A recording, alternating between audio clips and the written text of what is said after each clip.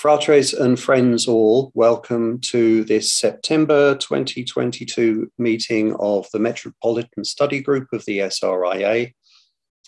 And today, it gives me great pleasure to introduce our presenter for today, Frater Robert Gordon. Now, Rob, I've known personally for a good number of years, and he's somebody who, whenever he speaks with a clarity and a gentleness and an authority which comes from personal experience. In my opinion, there are people who study history, they study methodologies, systems. They may be full of knowledge of things, but maybe they lack certain humilities. They also maybe are speaking about the facts and figures they've memorized rather than communicating a wisdom which comes only through personal experience and personal investigation. Frater Robert is one of these people who he not only researches, but he practices. Rob, I am delighted and would like to congratulate you on behalf of the Metropolitan Study Group and the Metropolitan College of the SRIA on the work that you've completed with this, the publication of your book, 21st Century Rosicrucianism. This is a subject which I find very, very fascinating, very highly relevant and very appropriate, and very needed, very necessary for the times we're living in. So I would just like to hand over control of the meeting to Frater Robert Gordon, and it's all yours, Rob. Take it away, sir. Well, thank you, Sheen, for that introduction. I'm rather taken aback by it a little bit, but always appreciate it. And when we speak from the heart, I think we connect on in ways that we can sometimes otherwise miss out on. So thank you. Can everybody see my presentation? Yes. It's coming through. Great. Well, thank you, Sheen, and everyone for another opportunity to present to the Metropolitan Study Group, and also to those in Atlanta's bookshop, the bookshop itself, of course, and all who are attending there today. I'm sorry I can't be with you there in person, but what a wonderful thing that we can meet from all over the world like this now. So today I'm delighted to be presenting an overview of my new book, 21st Century Rosicrucianism, recently published by Lewis Masonic, and thank you kindly to both Martin and Kindra, who were pivotal in helping bring this to you all. And not only are the themes in the book an expression of my path within the Rosicrucian tradition, but importantly for here today, much of its content was first presented to the Metropolitan Study Group over the course of more than a decade. And so without this important body and its support, and including encouragement for many years from the likes of Sheen and Alistair Lees and others involved in running the group, this book might not have come to fruition. So for that alone, I'm truly grateful, and have personally received many of the gifts that this study group has to offer, both in learning and experience. So last time I spoke here earlier in the year, I was talking about experiences with planetary magic and how that had enabled me to delve more deeply into paths of personal spiritual development, similar to those that were practiced by Rosicrucians throughout history.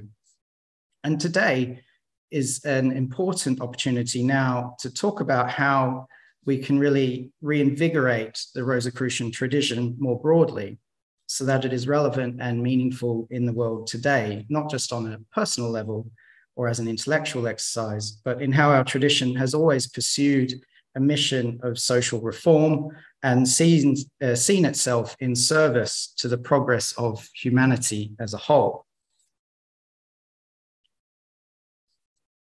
Before we get into more detail on this topic, and as this is technically a book launch, I wanted to give a quick overview of the book and its contents.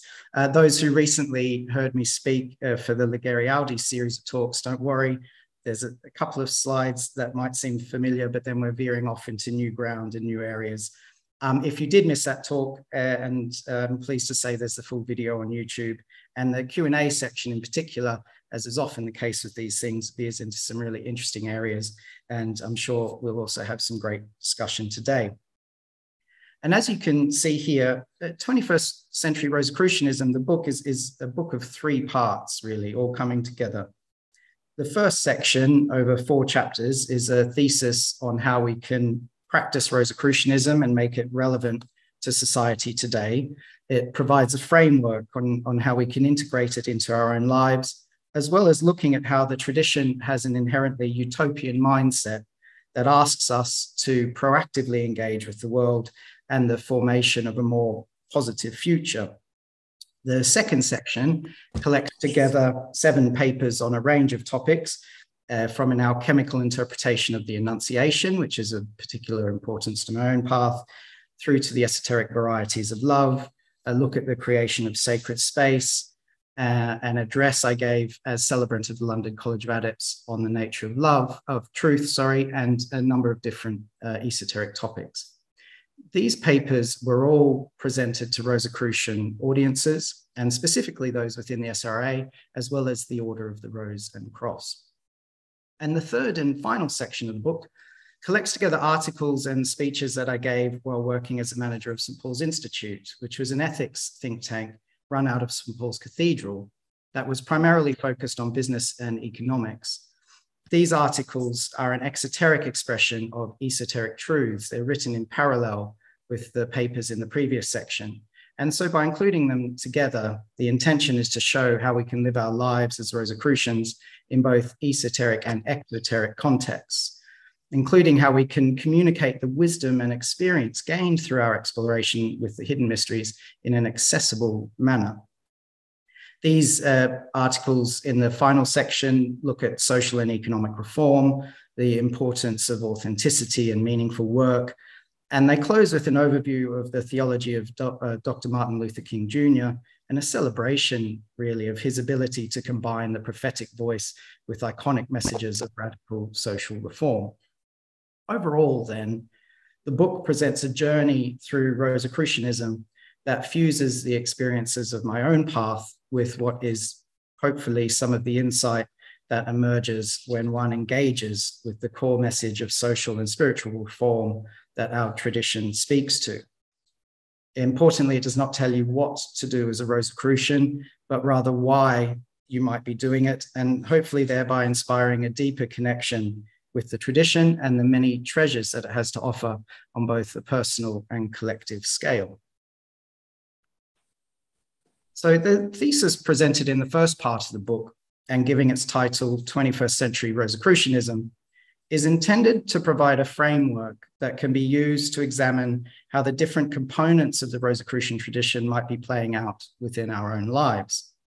Essentially, this is a life cycle that crosses over 3 main forms of spiritual activity: personal practice, social engagement, and spiritual retreat, and does so in order to be able to embody and promulgate what could be called 4 Rosicrucian virtues: love, light, peace, and truth. To cover these things briefly, of which much more detail can be found in the book, and I go through a lot of the earlier Rosicrucian texts that emerged, particularly in the 17th century, that kind of feed into why these are the categories and components that I've chosen to present. But personal practice is the devotional rhythm of your life and the way in which you create an ongoing connection with a higher purpose, founded on spiritual and emotional development that builds discipline, consistency, focus, and an understanding that really enables one to live life as a Rosicrucian. Social engagement is often overlooked by many aspirants today, or at least perhaps done unconsciously. But it is important to recognize that our tradition has always been one that seeks to reform the world and our relationship to both nature and the divine. We do so, of course, primarily by curing the sick, and that gratis, a phrase that had a more direct medical expression in the 17th century, but has since come to be appropriately expanded out to include many of the ills and weaknesses of society and how we can seek to help overcome them. Spiritual retreat is then something more difficult to both discuss and engage with, because it asks us to truly commit to processes that bring us into direct communication with God, as well as the various kinds of divine messengers and influences in the world. It requires us to step outside of our day-to-day lives and strip back all the assumptions, obligations, and ego-driven desires that our lives entail, and stand there before the divine in full honesty of who we are and what we hope to achieve. By doing so, we may hopefully be blessed with the graces of God and provided the wisdom and insight of what an early Rosicrucian text called prophetic illumination. All of these components of Rosicrucianism are discussed in the early materials of our tradition and the energetic activity that followed the release of the manifestos, of which numerous examples are provided. The cycle itself is thus conducted in order to bring about true change in both ourselves, but also the world around us. And as I stated, is focused on four primary expressions of the divine: love, the outpouring of empathy and compassion that enables us to experience the perspective of others, while being healed by receiving the same in turn and in unity with all things. Light, the source of divine inspiration and providence that forms our creative being and guides the adept to where we are needed most. Peace, that form of action and social expression built upon harmony, equality, mutual respect, and well-being. And truth, the foundational reality of the spiritual realms that provides an ability to see and talk without hidden pretense or agenda, other than the formulation of a better way of being for all that exists within creation. All of these things, in both the cycle of activity and its purpose as expressed through these virtues, are overlapping categories that can be seen in different combinations throughout our lives. There are ways to see the cyclical framework as somewhat linear, but in practice, these things will always come in and out of our lives at different times and in a variety of ways. Ultimately, what we are really talking about is how we can consciously see our own process of spiritual development as something that speaks into a higher purpose of social change and brings about a tangible impact to the wider world around us. Because it is really only then that we can say we are truly living up to the ethos of the Rosicrucian tradition in both its mission to cure the sick and also its aims of reformation. So now that we've just taken a quick look at some of the content of the book and the reason for writing it, I wanted to spend some time considering the context of the original manifestos, so that we can then also look at the context we have today and where it might be similar or different, and therefore how we can view Rosicrucianism in light of the needs and challenges of the 21st century. Now, before I go into this, let me preface by saying I'm not an academic, and also that these are some kind of quick observations designed to generate discussion. So if you can forgive the rather broad brush approach taken here, and also please do feel free in the discussion to correct anything that I might have gotten wrong or add more details to the historical context that might be of value for us to consider more closely. But if we look at the beginning of the 17th century, it was really a period of significant upheaval in how European society was formulated and the role that individuals could play in helping to forge the collective destiny of the culture that they existed within. It was a time of great scientific revolution, with huge strides being made in the understanding of the natural world and also the systematic methods that allowed for scientific endeavors to really be effectively shared and built upon over time. The birth of modern science is, as we know, something that Rosicrucianism was present for and involved in, even if primarily in specific countries. And this seeking of a way to standardize inquiry into the natural world and find new language and methods to speak about objective truth is an important part of the context in which the manifestos were released. Interestingly, they also emerge around the time that our understanding of our place in the universe was shifting, with the move from a geocentric to heliocentric understanding of our solar system coming off the backs of the likes of Copernicus and then Galileo.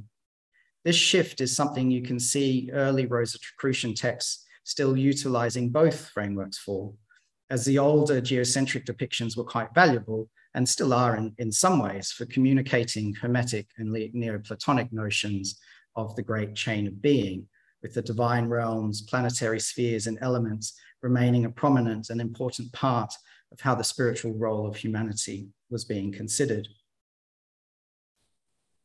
This paradigm shift into new understandings of science and the cosmos was also being matched by great upheavals in the religious landscape of the century that preceded the release of the manifestos.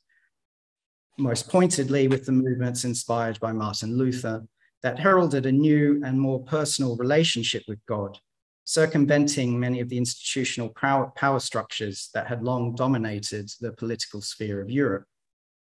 This more direct form of Christianity is echoed in the manifestos and how heavily it is influenced by the German theological and particularly Lutheran schools of the time, summarized in what came to be known as the 5 solas of the Reformation, which were collected together retrospectively as sola gratia, by grace alone; sola fide, by faith alone; sola scriptura, scripture alone; solus Christus, by Christ alone; and soli Deo gloria, glory to God alone. Part of the core message of the Reformation then was that the spiritual journey for each individual was detached from any need to adhere to specific dogmatic creeds or prescriptions about how one must behave or the hierarchies that must be submitted to. Direct communication with the divine is always available, and thus the esoteric heart of the Christian tradition can't be taken away from anybody, because through these 5 things alone are our spiritual destinies truly defined. Of course, the Protestant Reformation was an exoteric proclamation of more esoteric theologies that have been promulgating through Europe. And we can also see them in the likes of proto-Rosicrucian figures, such as Trithemius, Agrippa, Paracelsus, John Dee, Giordano Bruno, or Heinrich Kunrath, that really set the foundations that the Rosicrucian pamphlets were proclaiming in a new and assertive manner. The manifestos themselves can thus be seen as another exoteric expression, albeit one that more directly references the esoteric understandings and practices, and enabled this hidden tradition to be discussed more openly in the public discourse that followed their publication. Indeed, it has been said that Rosicrucianism, quote, began when German mysticism encountered Hermeticism through Paracelsus. For a deeper look into this, I would recommend Frater Jack Korsch's recent talk on Rosicrucianism in the 14th century, and full video of this is available on the SRA London YouTube channel. And it's interesting in this idea to see the preface by Thomas Vaughan to his first English translation of the Fama and Confessio, published in 1652, in which he directly comments that the life of Hermes Trismegistus was, quote, public and princely, his doctrine clear and rational, and hence it was that not only his own times, but even all subsequent generations were most constant tributaries to his honor. He also states that his interest in the Rosicrucian manifestos is because he found them true philosophers. Their principles are every way correspond to the ancient and primitive wisdom. Nay, they are consonant to our very religion and confirm every point thereof.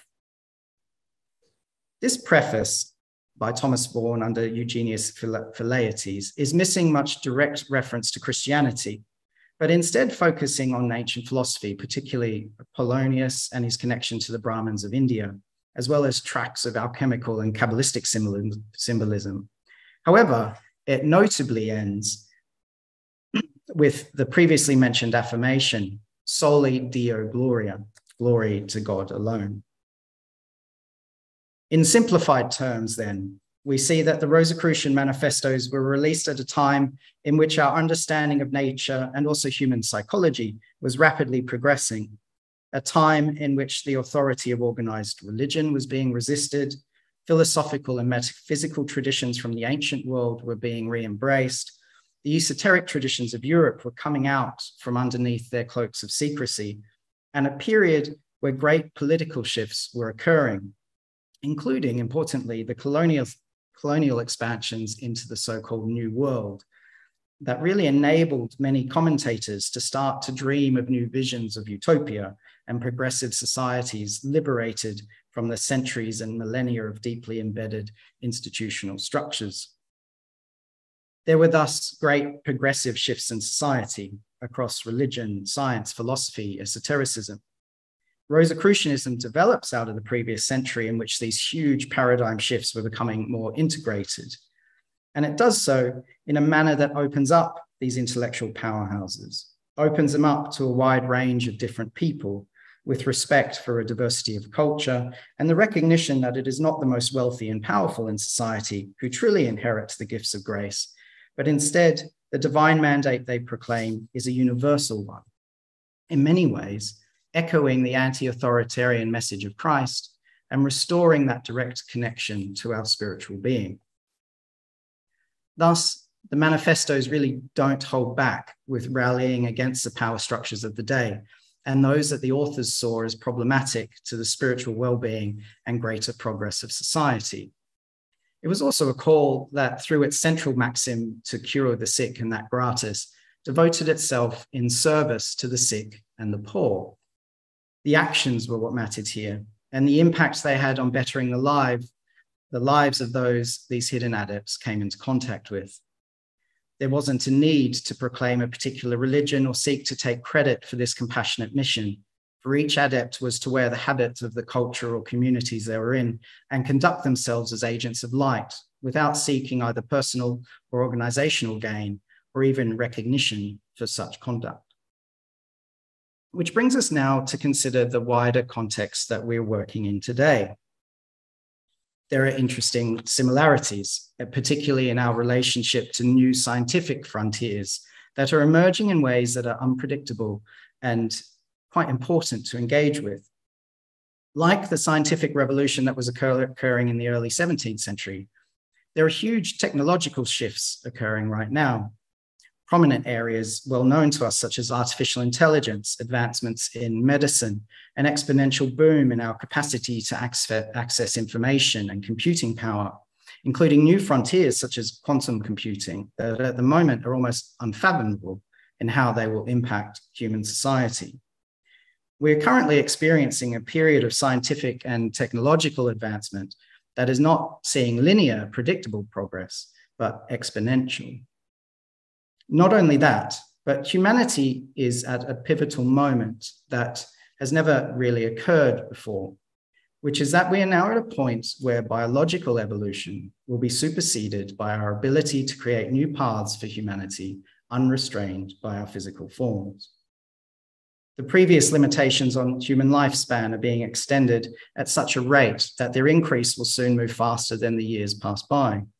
Our ability to learn, understand, and retain information, to bring to life every thought or part of our creative imagination, to integrate scientific and technological progress into ourselves in ways that blur the boundary between technology and biology.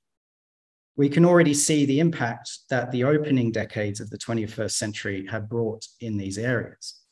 They are vast and fundamentally change how a society is formed and functions, sometimes in quite negative and oppressive ways, even though they can also be truly liberating and provide a glimpse of the potential that our future could hold.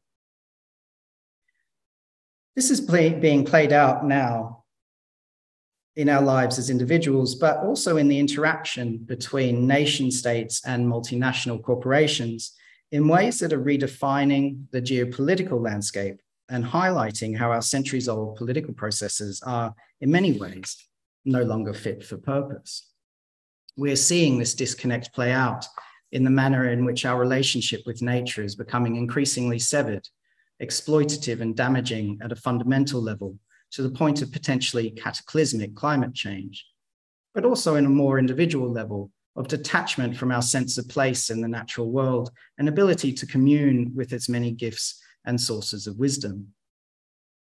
All of these areas of rapid paradigm shifting change have led to huge amounts of alienation, socioeconomic inequality, constant and pervasive manipulation, addiction, overstimulation, and even just disconnection and loneliness that are increasingly showing as a side effect of our modern systems of production and coercion.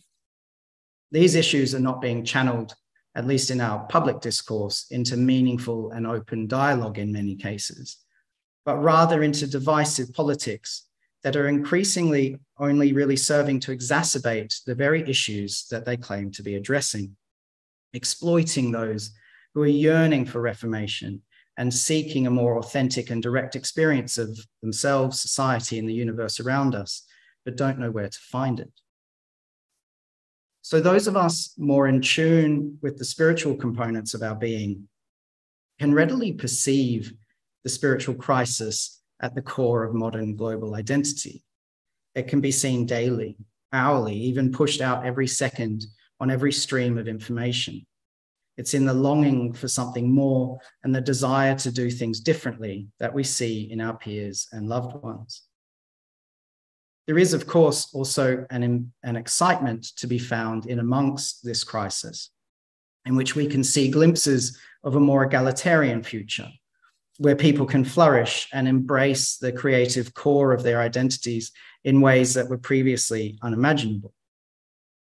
So the tension we can all feel is that pivot point, that understanding that everything is changing so rapidly, and the concern that just perhaps maybe there's nobody really at the wheel, that we're rushing headlong into an unknown future purely off the pressures of profit-driven mentalities and systems of social control that seek to retain power without concern for those who are harmed as a result. The hope, however, and there is always hope, because we are implicitly tied to eternal sources of good in the cosmos, is that there is a creative capacity unlocked by many of the advancements in the modern world that allows us collectively and as individuals to have more of an impact than ever before. New mediums of expression, community, and social engagement are emerging that are enabling many people to find their voice and identity in progressive ways, enabling us to be a force for good in the world and create spaces that exist outside of or directly resist many of the more oppressive structures and destructive egregores that we face. Which is why the Rosicrucian context of today is one that stands at this crossroads, in which humanity has in hand the ability to bring to fruition visions of harmony and respect for all, but also the tools to instill violence, fear, and exploitation that emerge from the darkest recesses of our material forms. This is not a turning point that we should merely watch occur around us, because we can already see where the path of least resistance is leading, but rather the context of today, in which the wisdom of our tradition and the visionary insight available at the heart of all the world's spiritual traditions must step forward and help bring about new visions of humanity and society that truly can live up to our primary goal to cure the sick and that gratis. Now, there has always been a strong utopian component to the Rosicrucian tradition. And this goes back to its formative years with the likes of Andre's Christianopolis, Francis Bacon's New Atlantis, and Campanella's City of the Sun. In addition to the cyclical framework for activity presented earlier, I believe it's of central importance that we reinvigorate this utopian core at the heart of our tradition so that we can help formulate positive visions of the future that can be collectively worked towards. As we are Rosicrucians and walking an esoteric path, we need to both recognize and encourage the visionary components of our spiritual development so that they can bring us to states through which true wisdom and inspiration can emerge. This is a difficult subject to both talk about and put into practice, not least of which because it can easily veer into areas led by ego-driven desires for power and control.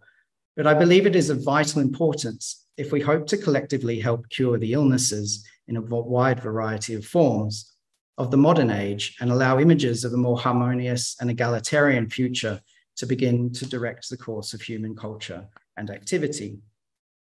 In the words of the Confessio, the approach we should take as individuals is to addict ourselves to the true philosophy, lead a worthy life, and daily call, entreat, and invite many more unto our fraternity.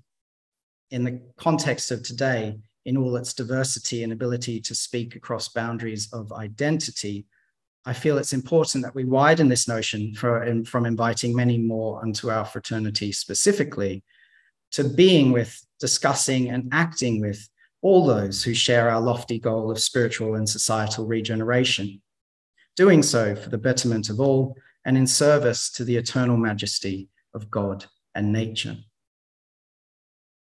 In this way, Rosicrucianism becomes a living tradition that speaks into the context of each age and brings the messages of reformative healing, free from personal desires for wealth and status, into contact with those who might need our assistance the most.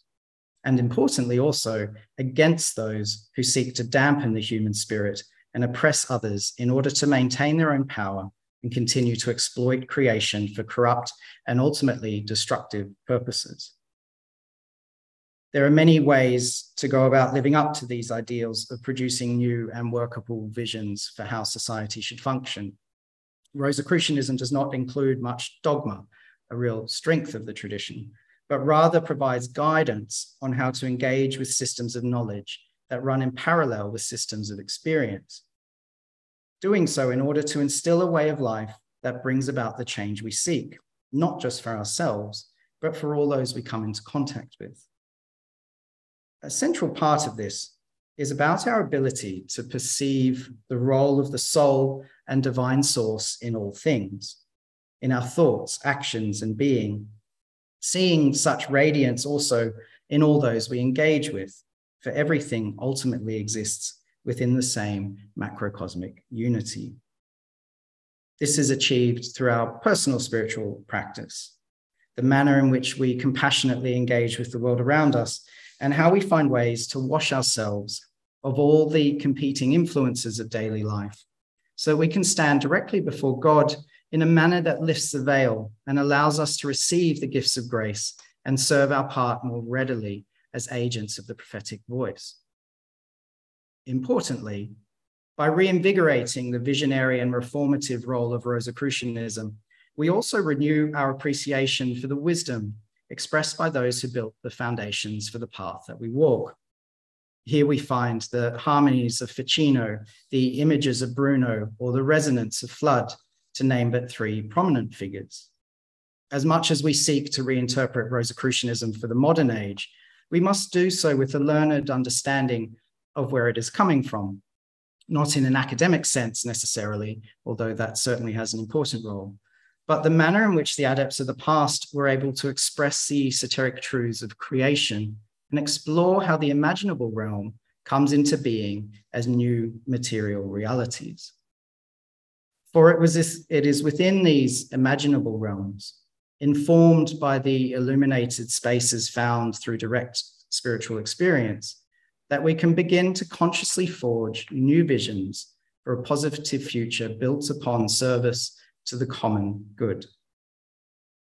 Seeking to uplift not only all humanity, but all material creation, as experienced through this pinpointed focal lens of our consciousness.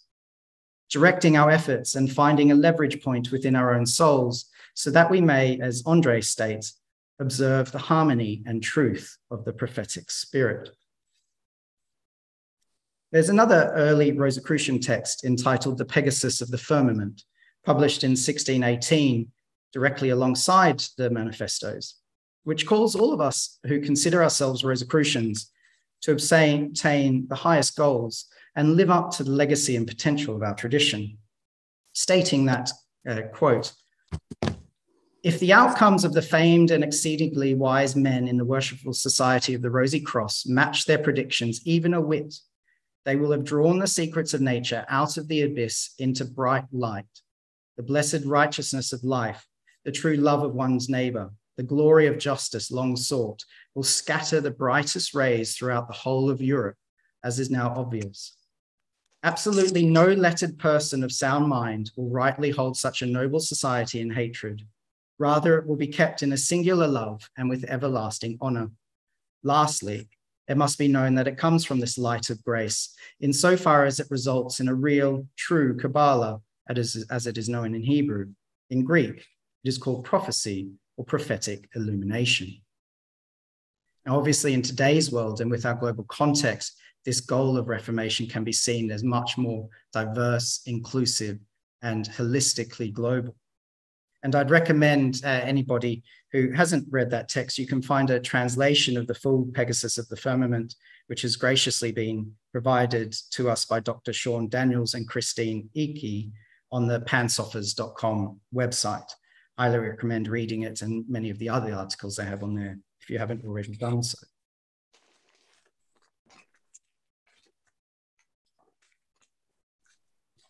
Now, of course, we know that it is easier perhaps to arrive at an understanding of this reformative mission and purpose of Rosicrucianism than it is to implement it. Partly, this is because any attempt at reform is working against monumental levels of cultural and socioeconomic inertia, both intentional and dispersed, but also, I believe, because we can get too fixated on particular outcomes rather than truly appreciating that all of this unfolds more organically and is an ongoing process that relies more on how we engage with and perceive the world around us than it does any particular notion or endpoint of perfection. This takes us back to the four virtues posited at the start of the talk, in which our efforts as Rosicrucians, which will be as varied as there are individuals walking the path, are conducted with the view of instilling more love, more light, more peace, and more truth into the world. When I was putting together the previous talk for Legere Audi, I thought it would be useful to start some discussion about what this might look like within Rosicrucian orders or esoteric groups more generally. And given the group that are meeting here today and the important role that the SRA plays within the Rosicrucian tradition over the past 150 years, I figured you'd also find it helpful to consider these things in a more directly practical manner. And perhaps we can discuss in more detail as to how these things might play out within the context of our own organization. So as you can see in this table, I've used the three components of the Rosicrucian cycle and tried to think of immediately practical ways in which they can be supported. Many of these things will be familiar to us, particularly in the sphere of personal practice, where we have research groups and various opportunities for prayer, learning, and contemplation, although we can, of course, always have more. But a few areas that I think we can focus on more consciously are really about how we provide support and encouragement for one another to integrate an understanding of our role as spiritual beings into all areas of our life. When it comes to social engagement, one of the key areas where this becomes important is in the idea of vocation or meaningful work, which is explored in a few chapters of the book. For many of us, we compartmentalize our professional and spiritual activities in a manner that can lead to a great deal of internal conflict. It can even potentially mean that we are actually contributing to structures and corrupting influences that cause harm to others. At its most benign, it can just lead us to being quite ineffective in how we bring out positive change in the world. Now, this doesn't mean that we all need to quit our jobs and become priests or form charities or completely uproot our lives. But it does mean that we must not continue to conduct our professional lives without consciously considering the impact it has and how we can improve it. So in this sense, vocational guilds or contemplative circles that allow us to discuss, consider, and implement change in our professional lives with the support of our peers is thus an important avenue for change that can bear a lot of fruit for those who engage with it. This can also emerge on a larger scale, perhaps even at an organizational scale with a greater public presence. Not necessarily just as individuals, although I do feel there's an important role for some of us to not remain invisible any longer, but as Rosicrucian organizations that work with other groups and speak into spaces in need of reform. In the Rosicrucian context, and keeping in mind that there is an understandable desire to avoid controversy, it seems clear that having a public presence in areas that support our relationship with the natural world, our education systems, or act in service to the sick are readily available avenues to improve how we collectively go about social engagement. In regards to spiritual retreat, this does become more challenging, but also of great importance. It is often an area that individual practitioners might not be able to find support for anywhere else.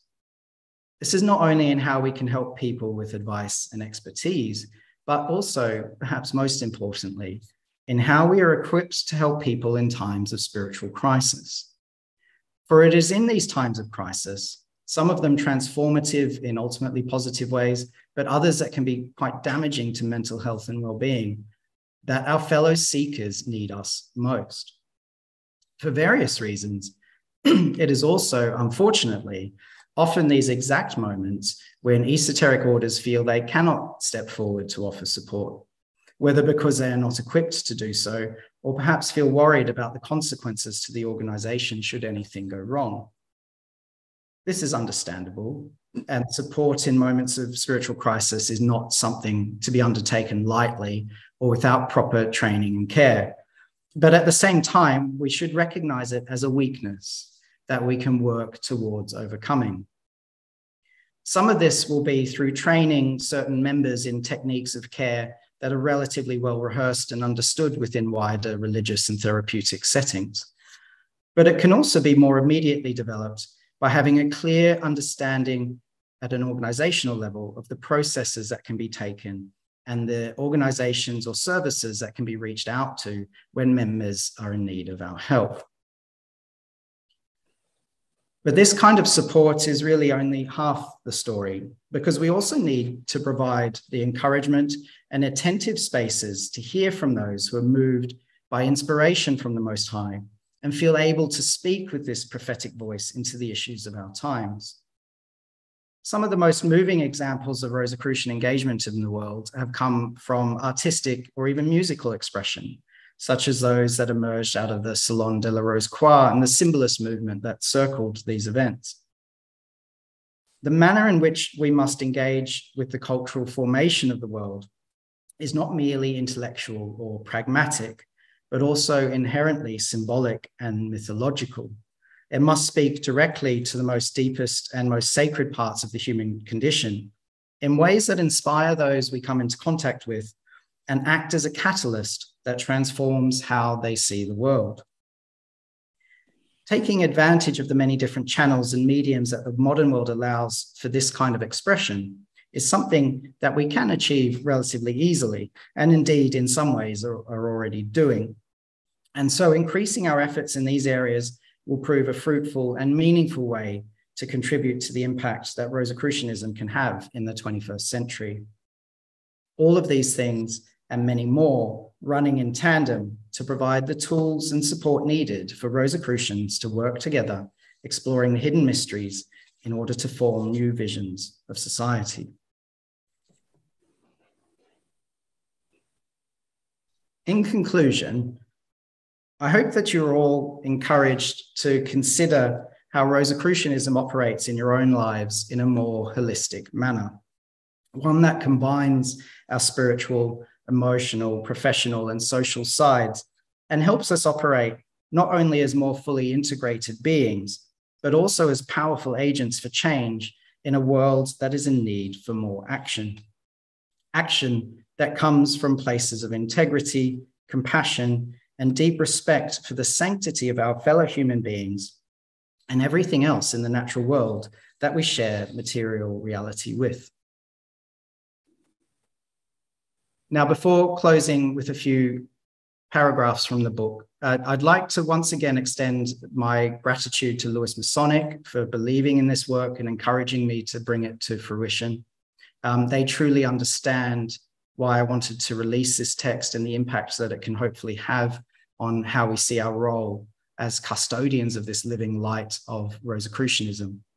And I'm also delighted, as we can see on this slide, that they felt it worthwhile. And thank you, Kindra, for suggesting that we print most of the illustrations in the book in full color, as this really enables some of the symbolic content from our past to shine through and show how these visionary expressions can really speak to us across the ages in ways that are deeply meaningful.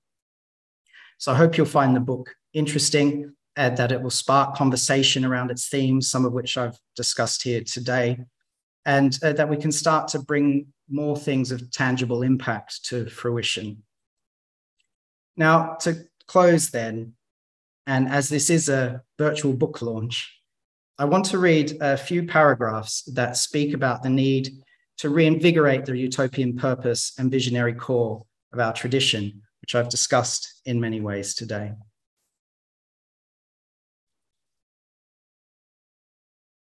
Utopian literature emerges in times of social upheaval or crisis, when there is not only a need to re-envisage how society functions, but also enough people that recognize a different path must be taken in order to survive.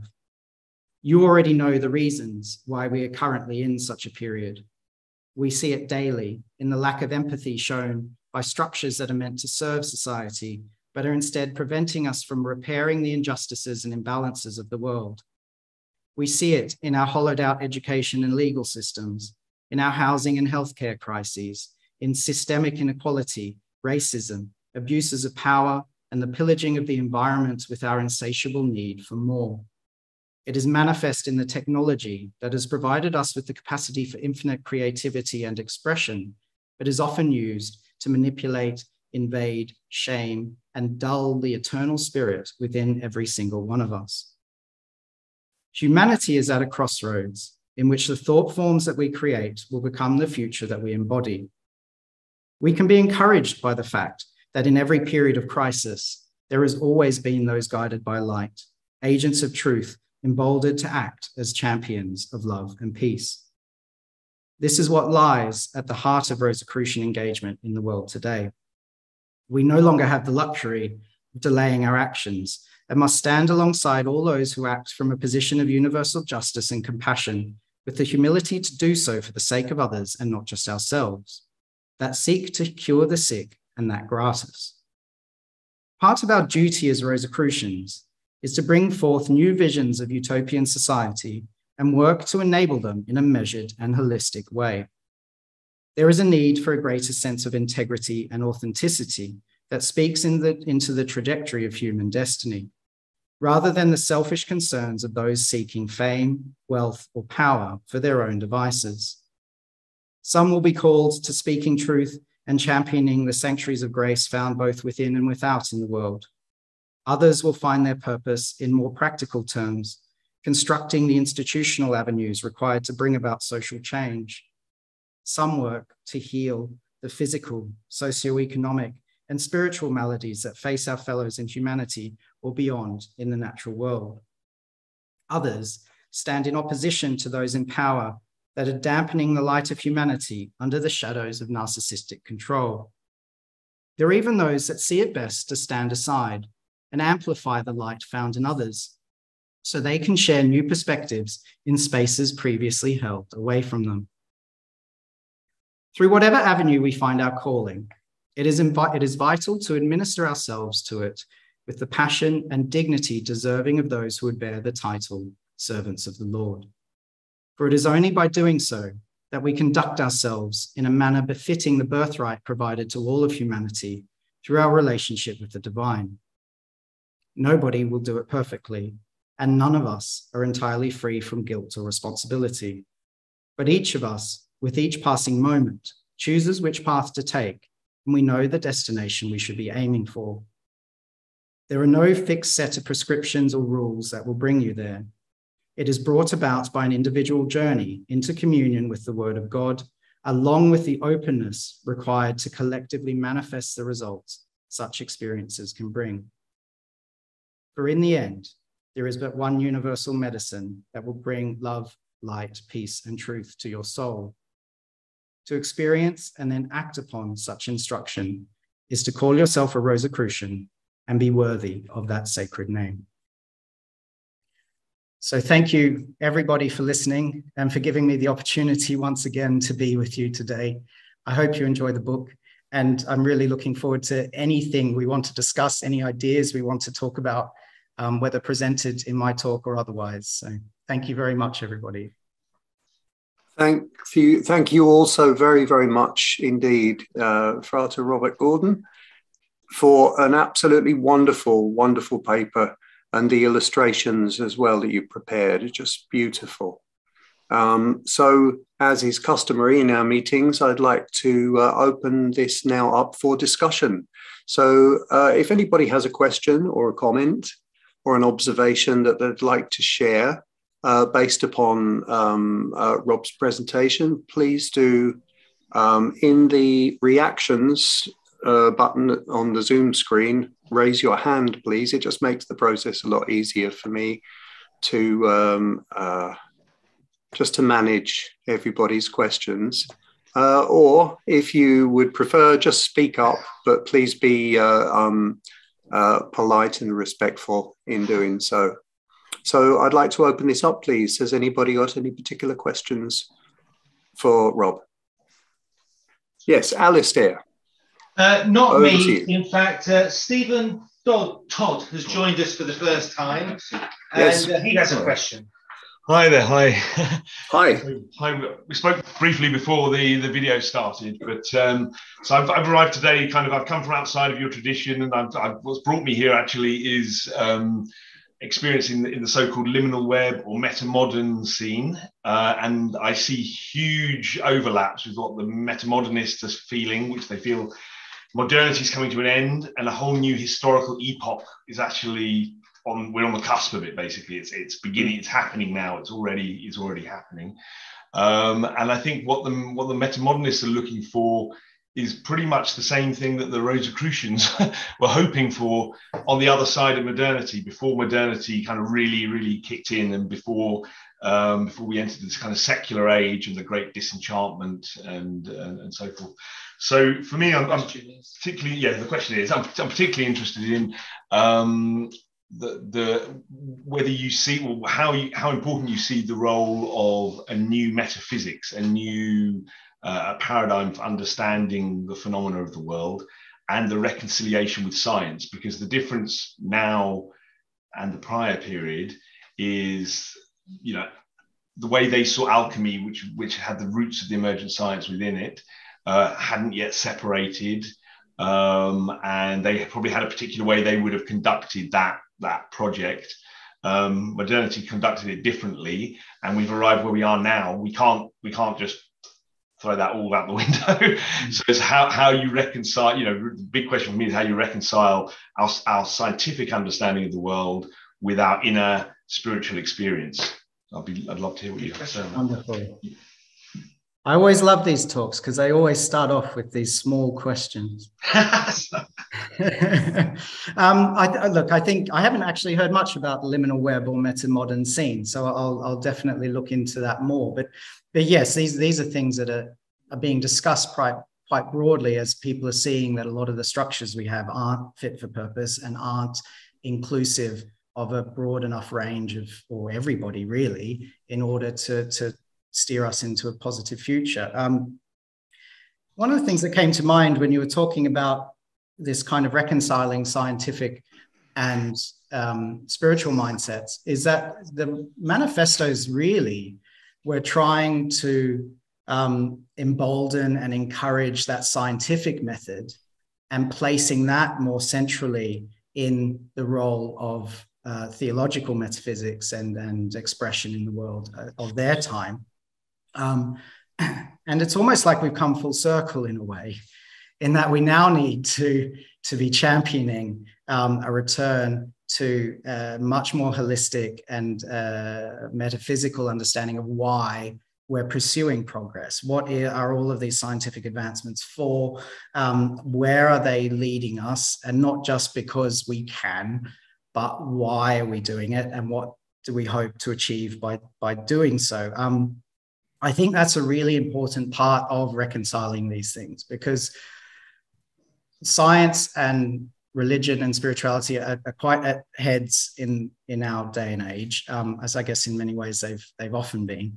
But that gap needs to be bridged on both sides of that equation, because there's this kind of science for science's sake alone is fine within the confines of research and academia.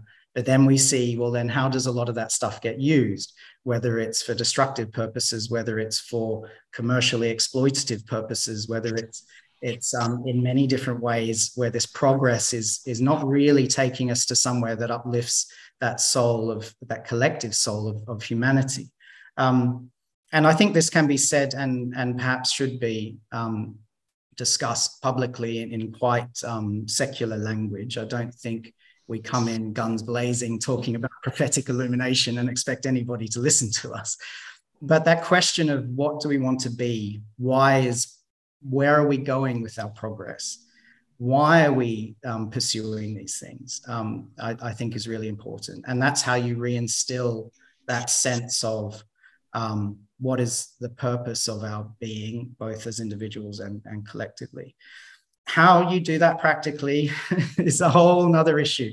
But I think there's plenty of people within the scientific spheres, within engineering spheres, that are pursuing those things. There's a lot of different examples out there. And I've said this in previous talks, but you think about the kind of open source movement or Creative Commons movement or biotech ethics movements and things like that are coming from scientific practitioners themselves that recognize this stuff. And I think we need to find ways to plug in to those kind of forces within the scientific community and have discussions with them, learn from them, and just see where we have a lot of similarities. There's a lot of hope there, but it needs that constant kind of energy placed into it in order to better reconcile these things. I hope that kind of spoke to what you're talking about. But yeah, that's great. Thank you. Yeah. Thank you very much. Thank you. Thank you. Cheers. I'd like to offer a comment on that subject. In the Tao Te Ching, which is a classic Taoist text, the first passage states the Tao that can be named is not the true Tao. We like to attach ourselves to what we believe or feel that we know about our place in the grand scheme of creation. But what we know is so incredibly limited. For instance, way back when, at a time where we believed the world was flat, anybody who began to look more deeply and realized that that was not the case, that was a world-shattering perceptual shift in our understanding of our place in the world and in the broader sense within the cosmos. And fast forward to when I was a little lad, fascinated by space and anything astronomy related. There were at that time 9 planets and no sign of water anywhere but on Earth, and no other remotely possibly habitable Earth-like planets.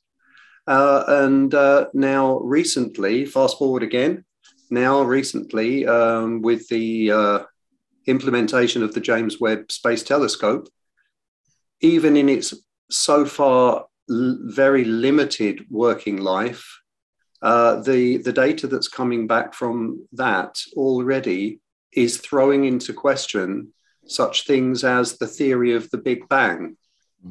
So it has been the case, as long as I've been alive, that the kind of furthest thinking we have on the subject of creation is that everything came from a Big Bang. And now it seems that that may not be the case. And that everything is far more eternal and far more mysterious. And so we need to let go of our attachment to what we think we already know. And I think that that's true with everything in society. We've become used to certain ways of doing things, certain institutions and frameworks that have outlived their usefulness. And so we need to find ways to let go of our stubborn attachment to the way we've always done things and what we believe we know, because the truth of the matter is far more vast than we are capable of comprehending. Having said that, I'd like to hand over to Elizabeth, please. Hi, thanks. Sorry about the lack of video, but I've got a rather temperamental internet connection this afternoon, so I'll just stick to audio if that's okay. We can hear you clearly. Excellent. So I think there's a lot of mention of equality and inclusivity within Rob's talk, and I'm quite interested to understand what people's views are on how to get more women engaged within Rosicrucianism and actually the wider sort of strands of Western esotericism, because it is quite a noticeably male-dominated area. I think women tend to more move towards the Eastern philosophies because I think they're more readily available. And a lot of the inroads into Rosicrucianism are quite male-dominated. So I was just quite interested how people thought that particular point could be addressed. Absolutely. I'm aware that answering this from a male perspective might be lacking. So part of that is in ensuring that we can start bringing more women into these spaces of discussion so that it starts opening things out and hopefully creating a more welcoming environment. Going back and looking at esoteric or Rosicrucian orders specifically, there were kind of attempts to do this. Obviously, and the Hermetic Order of the Golden Dawn, which came out of members of the SRA, specifically did seek to initiate women. There are modern Rosicrucian organizations, potentially most of the modern Rosicrucian organizations, that have kind of already crossed that boundary. For various reasons within the SRA and its connection to Freemasonry, as expressed in the UGLE, these things aren't possible within the framework that we currently exist within. But that's why, at least in our context, we seek to open up these spaces to everybody, men, women, Rosicrucians, non-Rosicrucians. We just want to open up these spaces. There are organizations, if you're seeking to join a Rosicrucian organization, that match very closely to the way the SRA does things, or others that are a lot more inclusive in that front. And I think there's a lot of strength in that diversity to overcome some of the kind of historical anachronisms that perhaps we see still playing out today. And I just hope that you feel welcome here today and able to contribute in whichever way you choose to do so. That's really what we can offer at this point in time. And then hopefully that builds into more and more inclusivity for the SRA in particular. No, absolutely. I'm just wondering more. I stumbled across Rosicrucianism because I like the early modern period of history, for example. And I think a lot of women tend to stumble across Rosicrucianism.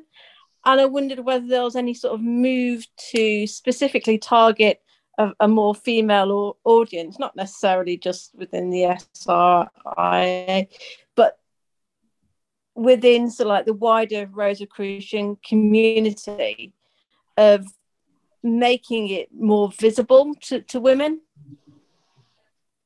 I think that's a fantastic idea. I think that's very insightful, actually, in the sense that we presume people will find us, but we forget that if most of us sitting here are men, we will presume that they will find us through ways that fit according to our kind of the spheres that we operate within. So I think that's a fantastic insight, and a way that we need to kind of discuss more how to do that. Part of, not necessarily based on gender, but part of the things as well that I think are important is to open it up outside of the purely kind of intellectual spaces. So the artistic and musical expressions that we've tried to reinvigorate a little bit with new salons in London, and those kind of more experiential spaces, whether they be contemplative or meditative or yoga based or other things like that, which different types of people who are drawn to these traditions for different reasons and because they resonate within their own beings in different ways, can engage where they're at.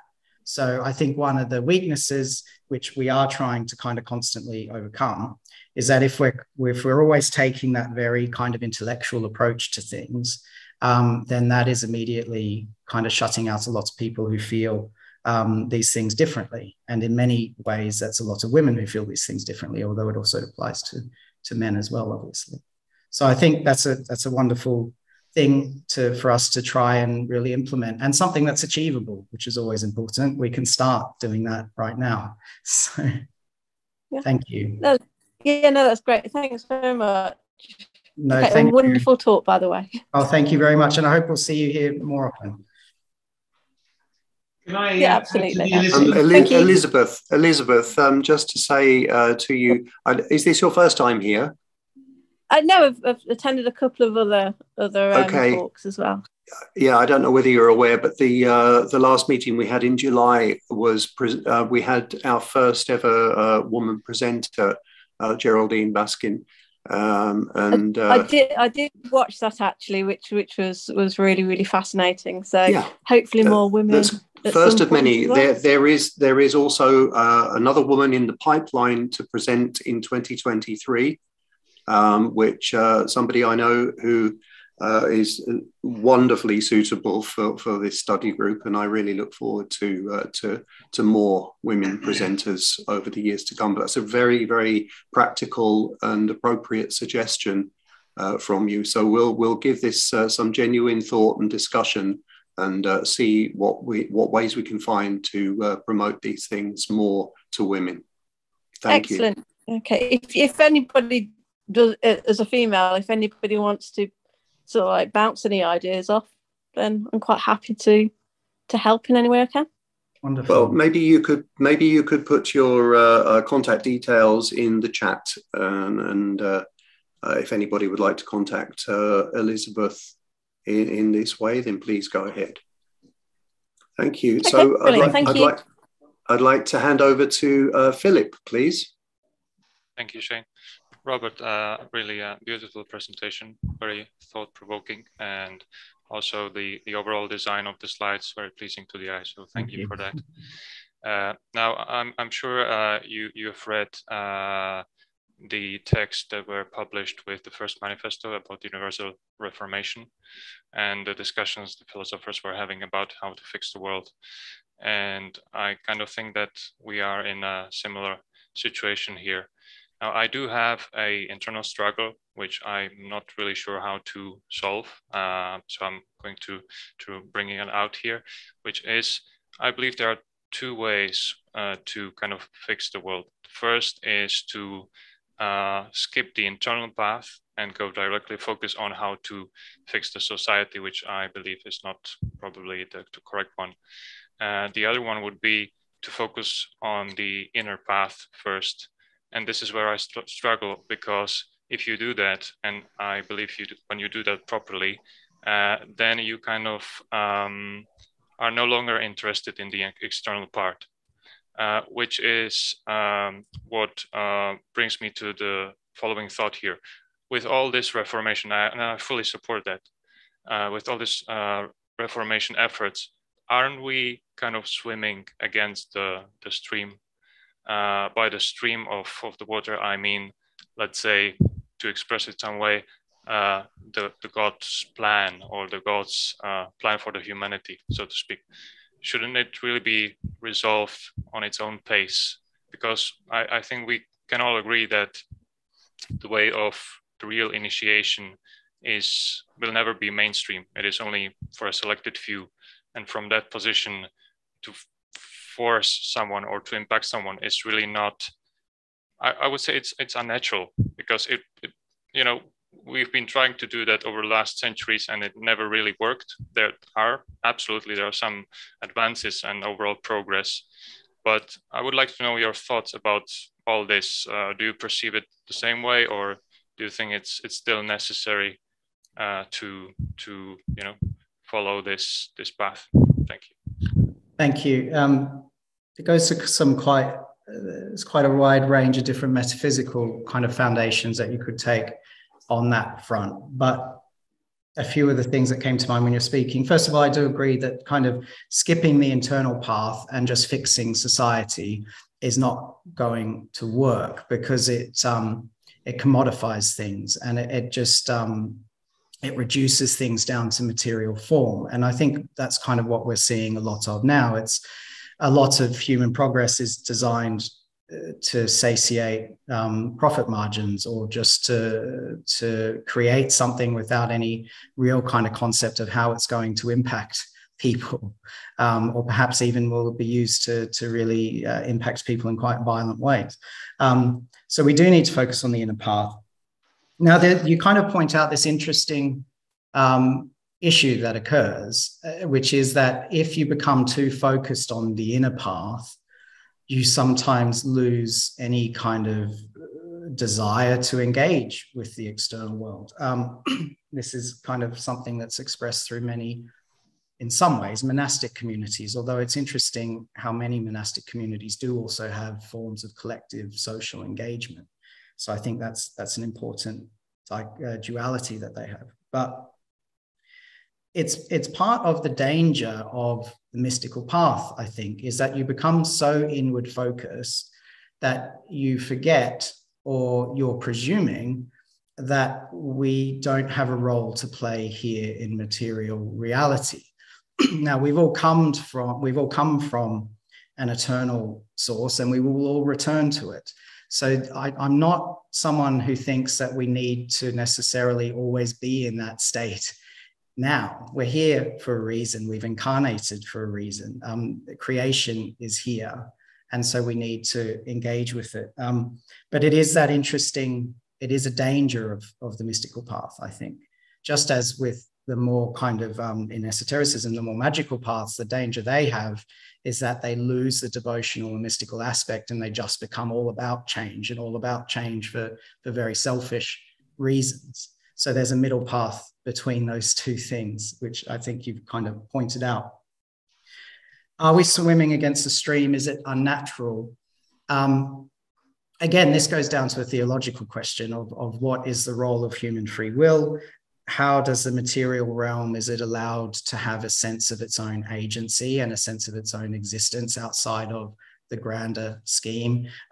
What is God's role in a very particularly kind of destiny, fate-driven, directing everything and all things? And I mean, maybe we just slip into that stream of unity and everything is always as it's going to be and meant to be. But I don't think Rosicrucianism takes that theology on board. And I think it does speak a lot more into the idea that we're here to work as agents of divine providence, and that we're part of steering material reality into a more harmonious and divine ways of being.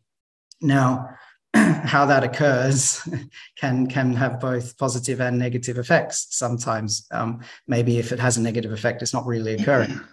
It straddles that issue of, is reformation being done for ego-driven purposes or for as agents of divine providence? Those two things can be very close together sometimes. And it just, you need to make sure you see which path you're going on and talk into that very honestly, both with yourself, but also with others. That's why I think there is this idea of prophetic illumination. There is this idea that by receiving the gifts of grace, you then are able to speak and act and create in a manner in which your actions and words are guided, and you become an agent of the divine. In that moment, perhaps, not forever, very, very few in all of human history can obtain that, but in glimpsing, fleeting moments of that. So I don't think we're swimming against the stream. If anything, I think we're swimming against the stream of far too many corrupting influences and the far too all-encompassing kind of oppressive material framework that we currently exist in human society. And so that's the struggle we face. But I think we're, throughout all of history and spiritual endeavor, there's people who have been inspired through visionary experiences and new kind of prophetic illumination to speak truth to power and to come up with new alternatives for how we can structure things. They're not always successful, but I think they are always present. And so there's always that light underneath things, which is helping steer things true. And it comes out in certain moments, which can be quite miraculous in a way, although maintaining it is what's hard. And maintaining that light is our duty as not just Rosicrucians, but spiritual practitioners of all traditions. And that's a constant struggle. Okay, brilliant answer. Thank you. Thanks. I think somebody at the Atlantis bookshop wished to speak. Go ahead, please.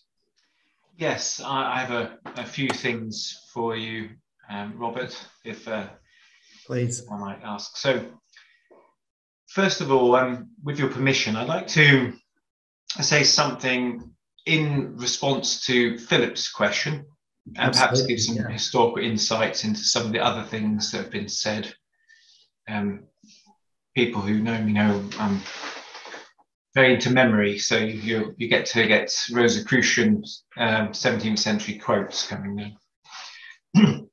So first of all, Philip, to answer your question, I would like to summon the spirit, the memory, the shadow of Giordano Bruno. If he would come to the room here now, he'll tell you this. He'll tell you that that book that we've read, the Reformation of the world, the whole wide world, with the gods of Apollo, where they, from the order of Apollo, where the gods, they sit there and they're trying to come up with a solution to reform and change the world. That's the work that he's talking about. Many people here would have read it, some you haven't. And at the end, they decide they can't. Everything they try to come up with actually backfires, and they decide to do some silly displacement activity, a token effort, and then get on with life.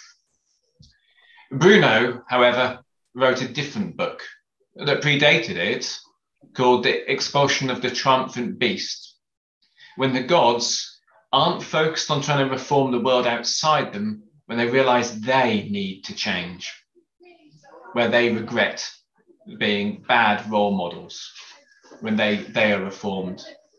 So Bruno would say, yeah, transform yourself to transform the world, but also more powerfully, not just in that book, in many works, he tells you the secret to reforming the whole wide world isn't about convincing people, it's about images.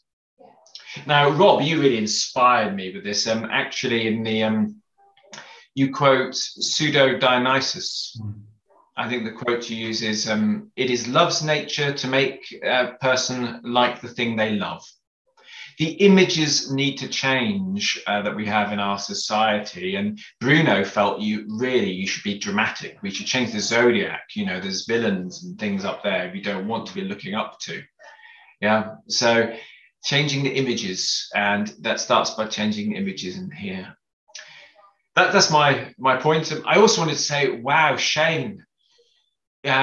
Today we heard about the Pegasus, of the firmament. It's a Rosicrucian manifesto few people have ever read, and it starts off at the beginning of Rosicrucianism is putting out any preconceptions or corrupt, confused ideas from your mind and being open-minded.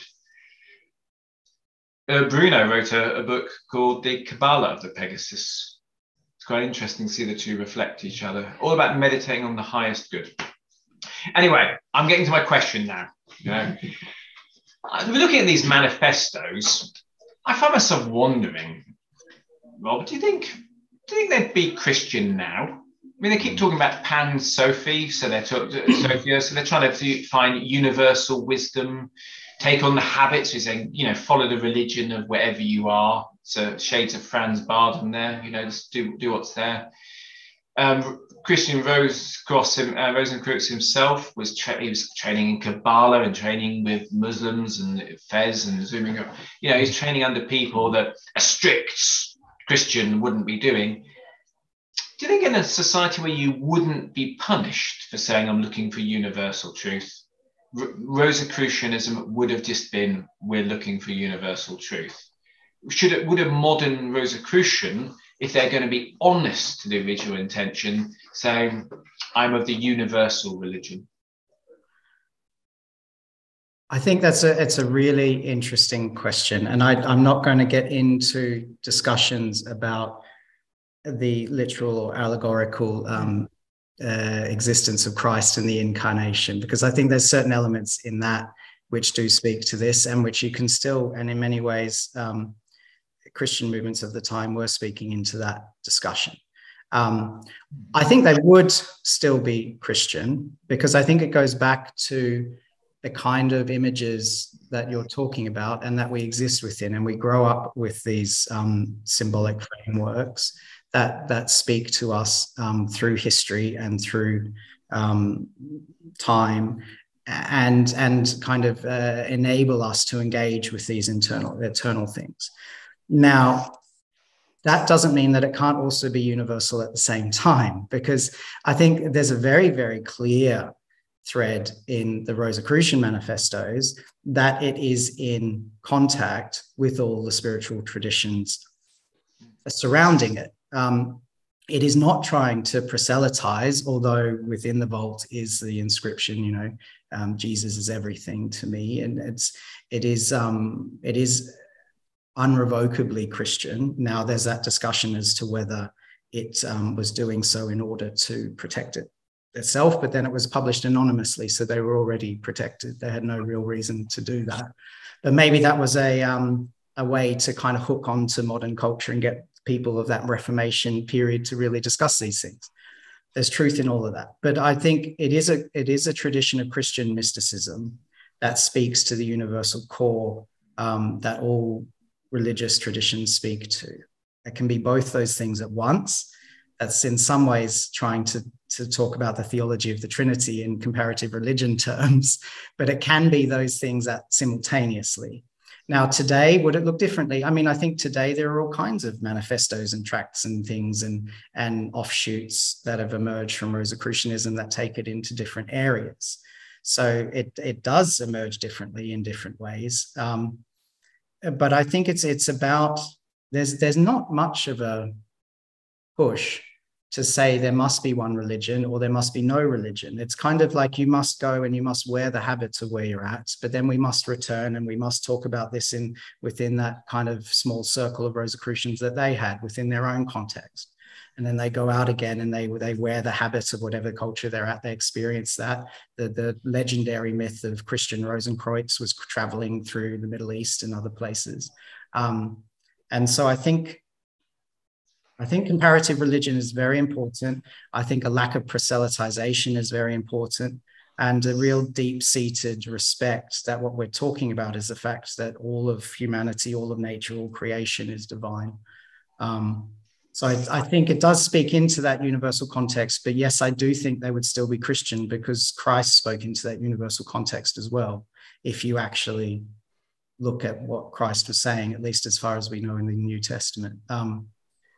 But it can appear on the surface to be quite monolithic, but I don't think in practice these things really are, right down to what resurrection means and other things like that. But I don't think we'll veer off into that discussion.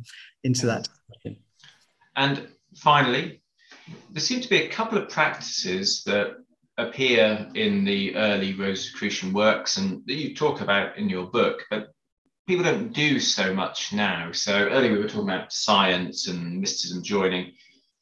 The second book, of the Rosicrucians was the Book of the World, learning from the world around you, which is, this is kind of like Ritchie's scientific endeavor. I don't see many groups nowadays doing that. they're doing the sort of mysticism path, but we're not really, you know, I don't know whether people could tell me if there are any Rosicrucian organizations having talks on optics and physics and you know, biology happening, and meditating on nature and how it works and so on. It'd be interesting to see if you think your opinion on this. And the second one, imagining the ideal. So we have this thing about imagining a Pegasus. Bruno's asking you to do that. They're asking you to imagine what for you would be the image of the ultimate goodness. They're not just doing that with individual stuff. They're doing it with imagining the ideal of society. They do that a lot, don't they? You know, you were talking about that. I'd like to hear your opinion on these kind of forgotten Rosicrucian practices, and whether they should be left behind, or whether in the 21st century it's time to bring them back. Thank you. Thank you very much. Good question. Very good questions. It's the scientific practices is a really interesting one, because yes, essentially, I think what a lot of what I'm hoping to reinvigorate is that we need to engage with these processes, and we need to understand how they work, and we need to experience them, and we need to know how to operate within these realms in order to help influence the direction they're going to take. So in a very kind of practical, professional way, I think Rosicrucianism actually meshes quite well with many of the kind of STEM sectors and software engineering sectors and other things that are really driving modern society. On a personal, practical level, I've just even recently found a lot of great personal benefit through astronomy and looking up at Jupiter or Saturn or the moon using a telescope that is very, very similar to the ones that Galileo and others were using in the 16th and 17th centuries. So it's you can really come into contact with the mindset and of where these people are coming from in very important ways.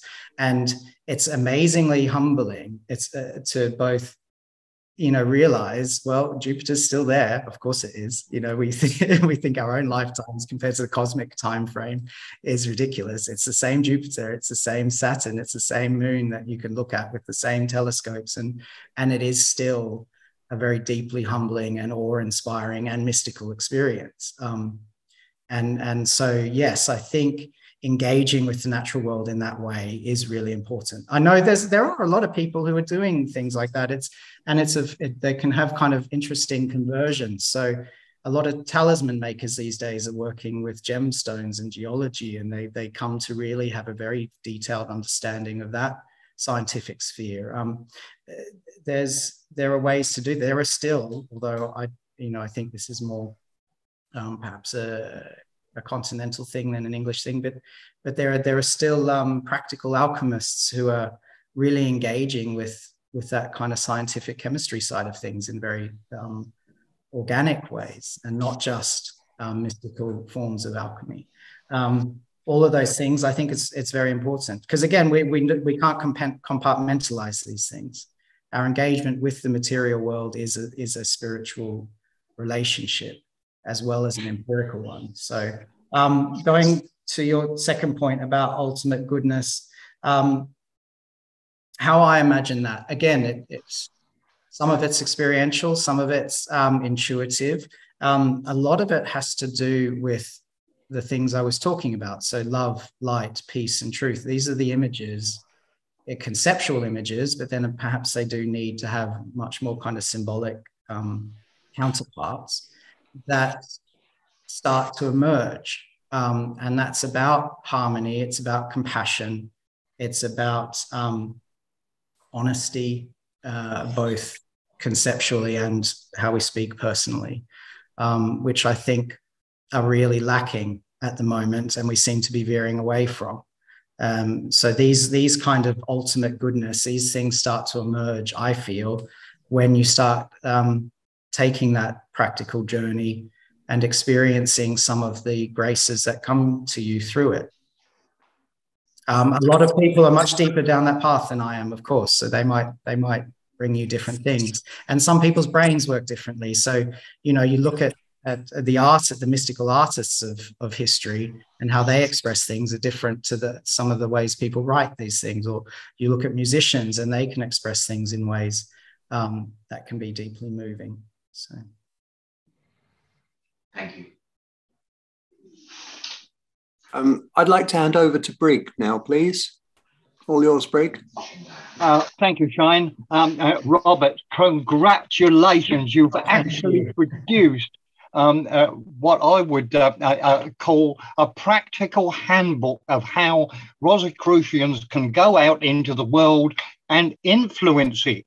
Instead of disappearing up their own academic backsides, this is a practical guide to actually do something. Can I make a few observations? I think right early on in your talk, you talked about the current technical revolution that we are in.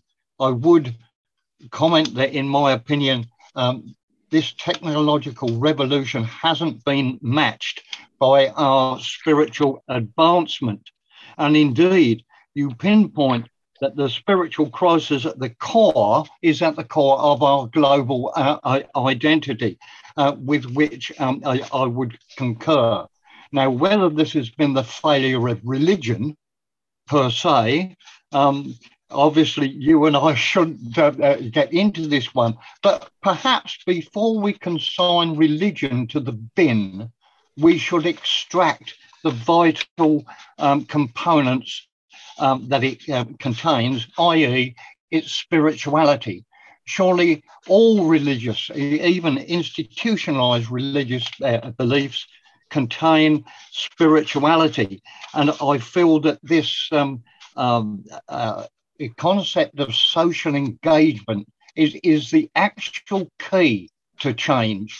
And the reason I mention that is because I've only been a Freemason for the odd 10 years, but even they now are starting to, instead of preaching brotherly love, relief and truth, they're now talking about integrity, friendship, charity, respect. Now, if we can go out as individual personalities into the world and actually practice, live those concepts, I think gradually we can feed on this spiritual hunger. I think you're absolutely right. Religion arguably has failed a lot of people to supply sustenance to this spiritual hunger.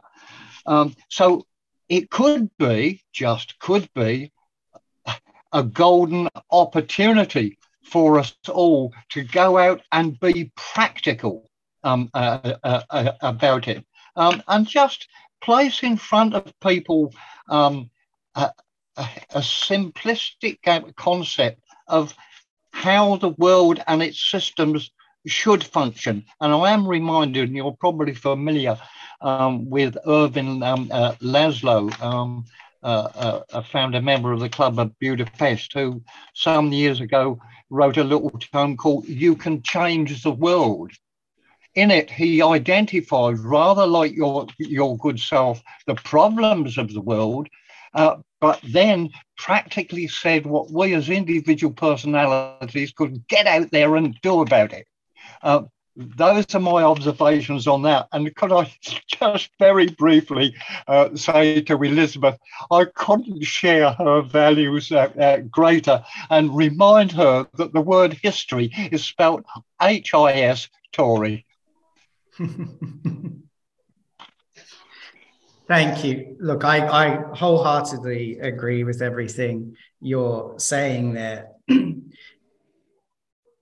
It hasn't been matched by a kind of a spiritual awakening. Maybe it hasn't been connected to. There is quite a lot of spiritual awakening occurring at the moment in different ways. But I wouldn't just place the blame at organized religion. It's our political systems, our scientific and academic structures, in very large parts, our commercial structures that are to blame for this severing of human society and the spiritual components of our being. So And I think you kind of started veering into something that religion does very, very well, which is social engagement. And it's very easy, I think, to focus on many of the institutional and structural problems that organized religion has, and it does. That is undoubtedly. Perhaps it's the nature of large structures themselves that start causing those problems. But there's also a very real and beautiful core in most religious communities around the world of mutual respect, compassion, dignity, assisting people. You know, it's the religions that will get out there and be the first responders in times of natural disaster or famine, or and are often doing these things not just to proselytize, but for a very deep-seated sense that they're there to serve humanity. And we can easily forget just how much that is occurring.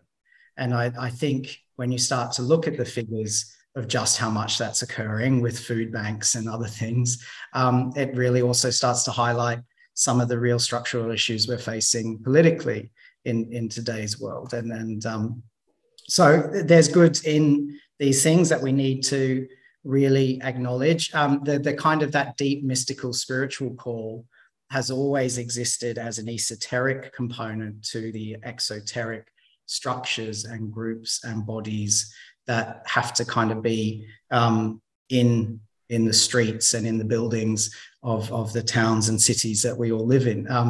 So it's both keeping that flame alive whilst making sure that flame is connected to the, for lack of a better term, I guess, distribution networks of that mystical light that can connect to millions of people, to billions of people.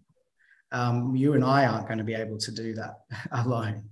So all of those things are vital. And you go back to what is, I think, really key, which is that when you live a fully integrated spiritual life with integrity, with true compassion, with peace and calmness at the heart of your being, you immediately have a positive impact on the people you come into contact with. And equally, you're more receptive to receive the gifts that others are able to give you, and more attentive when they occur. And so it is really about being a walking example of how Rosicrucianism or the mystical esoteric side of our traditions can engage with the world. So yes, I agree wholeheartedly with everything you're saying. It's about putting it into practice. It's about being an integrated being. It took me a very long time to truly kind of integrate my personal esoteric path with my professional identity, not just in what I was doing, but in who I was doing it. And the less we can compartmentalize those things, the better. And then we just need to find more ways to work at slightly larger and larger and larger scales. And that's a very difficult thing, because at some point along the way, it seems like those structures start to have a negative impact on what you're trying to achieve. So overcoming that is one of the great challenges of human history that we haven't clearly cracked yet. Soon, maybe. Very many thanks, Robert. Thank you, Brig. Your energy has always been really encouraging and inspiring. So thank you. I'll second that gladly. So anybody else, please, if you have any comments or questions or observations, please either put your hand up or just speak up.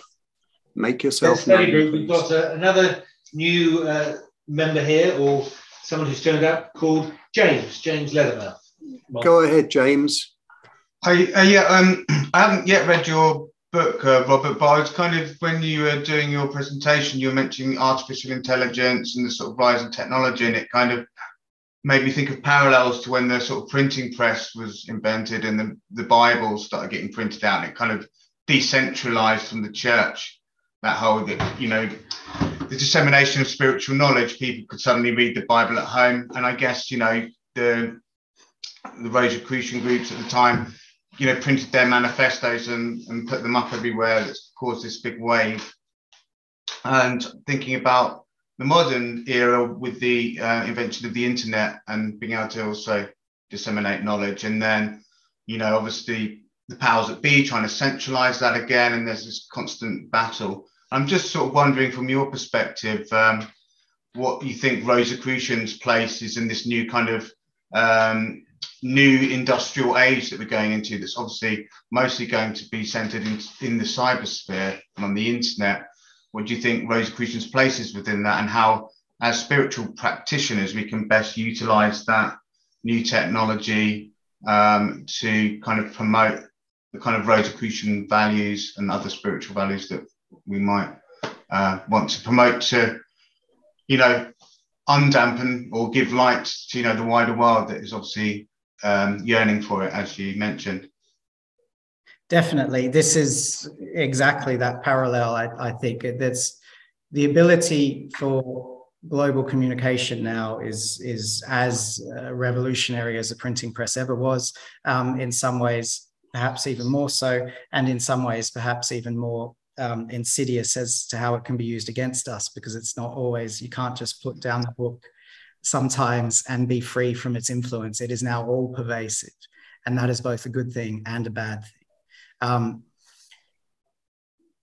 So talking about kind of artificial intelligence and the ability to really democratize in some ways all of these kind of human endeavors, I think that's really important. And that's why I'm very encouraged that it seems like part of the most egalitarian and open kind of sectors in modern society is within that kind of software engineering and information tech spheres. That's where we have people who are saying, well, we don't want this stuff to be proprietary. We want this stuff to be available to everybody, and we're going to make it available to everybody. And once that genie is out of the bottle, you can't really put it back in, despite how hard a lot of vested interests might try. Now, that goes down to questions of, well, there's not just one artificial intelligence. It's not a monolithic thing. So we need to be exploring who's creating these models. What are they training them on? Where are they? Again, now Frater Jack Korsch is more knowledgeable in these areas. And I've had good discussions with him about how sometimes these things are much more kind of linear than we might believe, but it's early days. These things will open up. There's now artificial intelligence that's starting to emerge that can create software code and out of scratch. There's everybody now is using things to create their own amazing artworks in ways that weren't previously possible. There's all kinds of things occurring on that front, which both drastically open up our creative capacity, but can also then be used to really create structures around us that will always be able to adapt to anything we try to do to overcome them. I think you understand what I'm saying when I say that. It's a bit abstract, but so how do we kind of engage with this? It goes back to kind of what Martin was talking about, and it's about images, it's about symbols, it's about placing these mythologies and symbolism into these spaces in a way that is resonant. They can be quite lacking in spiritual symbolism and in kind of the mythologies that talk to these deep parts of the human condition. So I think finding more ways to speak into that space, to create in those spaces, particularly when we're starting to talk about additional layers to material reality with metaverses and virtual realities and this, that, and the other, which all of these things need to be created and will be created by large commercial interests, but they'll also be created by smaller groups of people, and so we need to be operating in those spaces. We can't just ignore them, and then we need to create alliances with all those of similar kind of understanding in order to start placing those symbols in there, to start having those connections with these new areas of that humanity is kind of moving into. I personally, I'm someone who's very active these days as a Rosicrucian on social media. Wasn't always the case, but now I start speaking quite openly on that front. I think there's a role of that for people who want to do that, understanding there are certain kind of narcissistic challenges that can come along with that. but it is, I think the time, I've said this previously, I think the time for that kind of veil of secrecy and invisibility is over, and we need to be seen and present and standing firm with the integrity and other things that people have been talking about, in order to help form those spaces. Because the tools are all there, they're forming new spaces, who's forming them? And we have to be part of who's forming them. Okay. Thank you. Thanks. I have a question for you, Rob, which is to do with this networking that you were just speaking about, really reaching out and gathering people of like mind and temperament together to further the work, to further the explorations and our shared investigation into these subjects. And to see what we can do, as Brig was saying, practically more so in the world. Could I ask for your thoughts on this, that if reaching out and networking in this way, and if you like, gathering people together, that it's not about trying to, as Rosicrucians, to bring everybody together as a bigger Rosicrucian body, because it doesn't matter whether people consider themselves to be Rosicrucian if they're seekers, and their terminology or their framework may be different, yet the underlying core of their practice and their devotion is the same. Then what are your thoughts on this? Because what I think we need to avoid at all costs is preaching Rosicrucianism. Completely agree. It's proselytizing is not something that I think is meaningful or effective into the challenges that we face. As we're not trying to seek to bring people in to become Rosicrucians. Those of us who have had a calling that have brought us here can then act accordingly, and then bring that out into all the different spaces and where we meet other people who are following their own callings. It's more about the calling than the tradition. And that is that universal sense, which is where those alliances are formed. And I think you use the word networking and gathering. I think that's a lot more, it's seeing it as a gathering of like-minded people rather than a singular body. And the other thing, which is really important, is you're never going to get people to agree on a very specific idea of what utopia looks like or what perfection looks like. This is about having an ongoing evolutionary adaptive process in place that allows these things to be constantly moving in ways that are seeking harmony, seeking compassion, seeking integrity and equality in as many different ways as it can do, under the banners of peace and under the banners of love and under the banners of truth and light. Those things can have quite, they can be said in quite negative ways if you're using it in that almost we're on a crusade to bring peace and light to everybody. It can sound disastrous.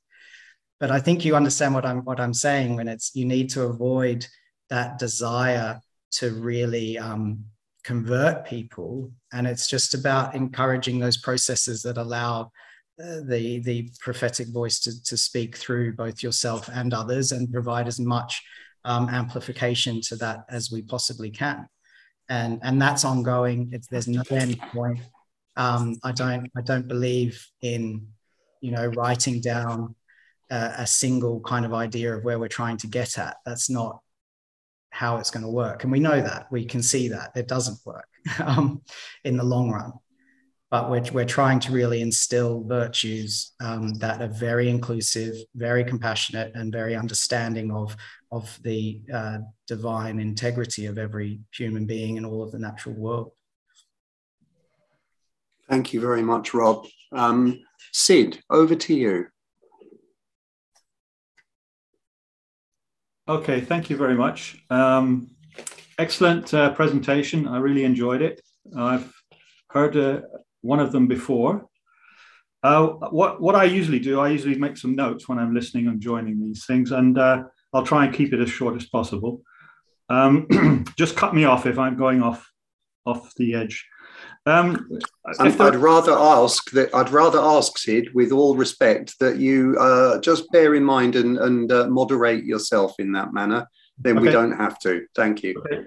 I don't know if there are any ladies with us still, but regarding the subject of women and the path, I've been with these systems for 50 years now, and I've visited very many groups, and I've noticed that there are a lot of women in these groups. So it's not just, oh, there's only one lady there and 20 or 30 or 40 fratres or brothers. I'm not a member of your order or the SRIA or the Freemasons. And but anyway, I'd like to mention Jane Lead. So anyone researching Jane Lead, she was key to the movement at that period. You can go to janelead.org and read her works. She went into the direction of Jacob Boehme. So she's an excellent example of a female mystic, Jane Lead. Interestingly, she has the number 96, the age of our lovely queen, in the Adeptorum. Now, the Adeptorum is a who's who list of important people written by Hermann Fichtold. Okay, now that was his pseudonym, and he was with the Gold Rose Cross. So, been said that he was one of the founders. Now, Jane Lead as number 96 in his list of something like 186 names. Her name was Leona Constantina, just as it was her pseudonym in those circles. So I found that very interesting that she was even known back at that time in Germany. Still on the subject of women, Bad Tainach, I've mentioned this before, I'm sure you remember. The Kabbalistic Teaching Board in Bad Tainach, the altarpiece, all of the figures of the Kabbalistic tree have positioned by women in her group. Okay, her group was, she was Princess Antonia of Württemberg. So we're talking about 1613 to 1679. The teaching board is still there. You can do an image search, you can find it. There have been some excellent presentations in writing on the internet. If you do an image search, you will find them in English, okay? Not just in German. The story behind the teaching board is a massive, massive oil painting in the church. Okay, they have a door, so even the doors are painted, and then you open the doors to the painting, and you have this massive presentation. Okay, the creation and the temple of Solomon and everything. The garden of the initiates. So she's standing at the entrance, the princess, and the garden of initiates are the 12 signs of the zodiac around a lake. And Christ is, the figure of Christ is in the center, standing upon a rock. And in that rock, there is a cave with the 37th name written in gold, the 37th name of God. Okay, the number 37 comes into the the Confessio Fraternitatis is mentioned regarding the 37 cycles, but I won't go there. Just to mention this mystical painting. Now, the mystical painting was mentioned by Johann Valentin André in his writing, in his period, because he knew of it. The mystical painting was destroyed by fire in 1618, okay? But there was a poem written about the painting. And based upon this poem, the Princess Antonia of Württemberg contracted out this massive painting in the church that you can see today. Now, if you go to look for a website, there's a website called, let's see, if you do an image search of Bad Tainat Kabbalistic Teaching Board altarpiece, okay, there is a website that has an amazing zoom tool. Okay, I've got here https://panorama.absurd/orange.de. DE is for Germany, /Bad Tainat. That has the direct link to the website with this amazing tool, so you can go into the detail. Okay, that's for the ladies anyway. Sid, may I interject just for a moment, please? Just to mention, a couple of people in the chat have said that they're sure that Sid could be invited to his own talk to give a presentation. And I know on a number of occasions you've joined our meetings with lots of notes that you've taken. And you know, you're very passionate in expressing these things, but it kind of takes things slightly off topic in relation to the presentation that we just heard from Frater Robert. So I would appreciate maybe if you could have a think about this. If you'd like to do a presentation yourself, then to let us know, and we can find a suitable time in the diary for you to do so. Otherwise, we may just continue off-piste, if you like, and I'd like to kind of rein everything in so that it's relevant to the presentation that we've just heard from Frater Robert. Okay, can I just close with one point then? Yes, go ahead. Regarding the Masonic Lodge that was founded in Russia, in St. Petersburg, by a Russian called Lapsin. He translated the works of Karl von Eckartshausen in Germany, and the works of Jakob Böhme. He founded the lodge in 1800, the Masonic Lodge. He was a Freemason and a Martinist, so in the Masonic tradition, and he called the lodge the Dying Sphinx. And the book by Karl von Eckartshausen, he's a key figure. One of the book covers is of the Dying Sphinx, and if you look at that drawing, you can do an image search. It has the Dying Sphinx on the tomb and the Tree of Good and Evil. And the Tree of Good and Evil has two cross keys. I'm still researching the cross keys. It's got like a band around the tree.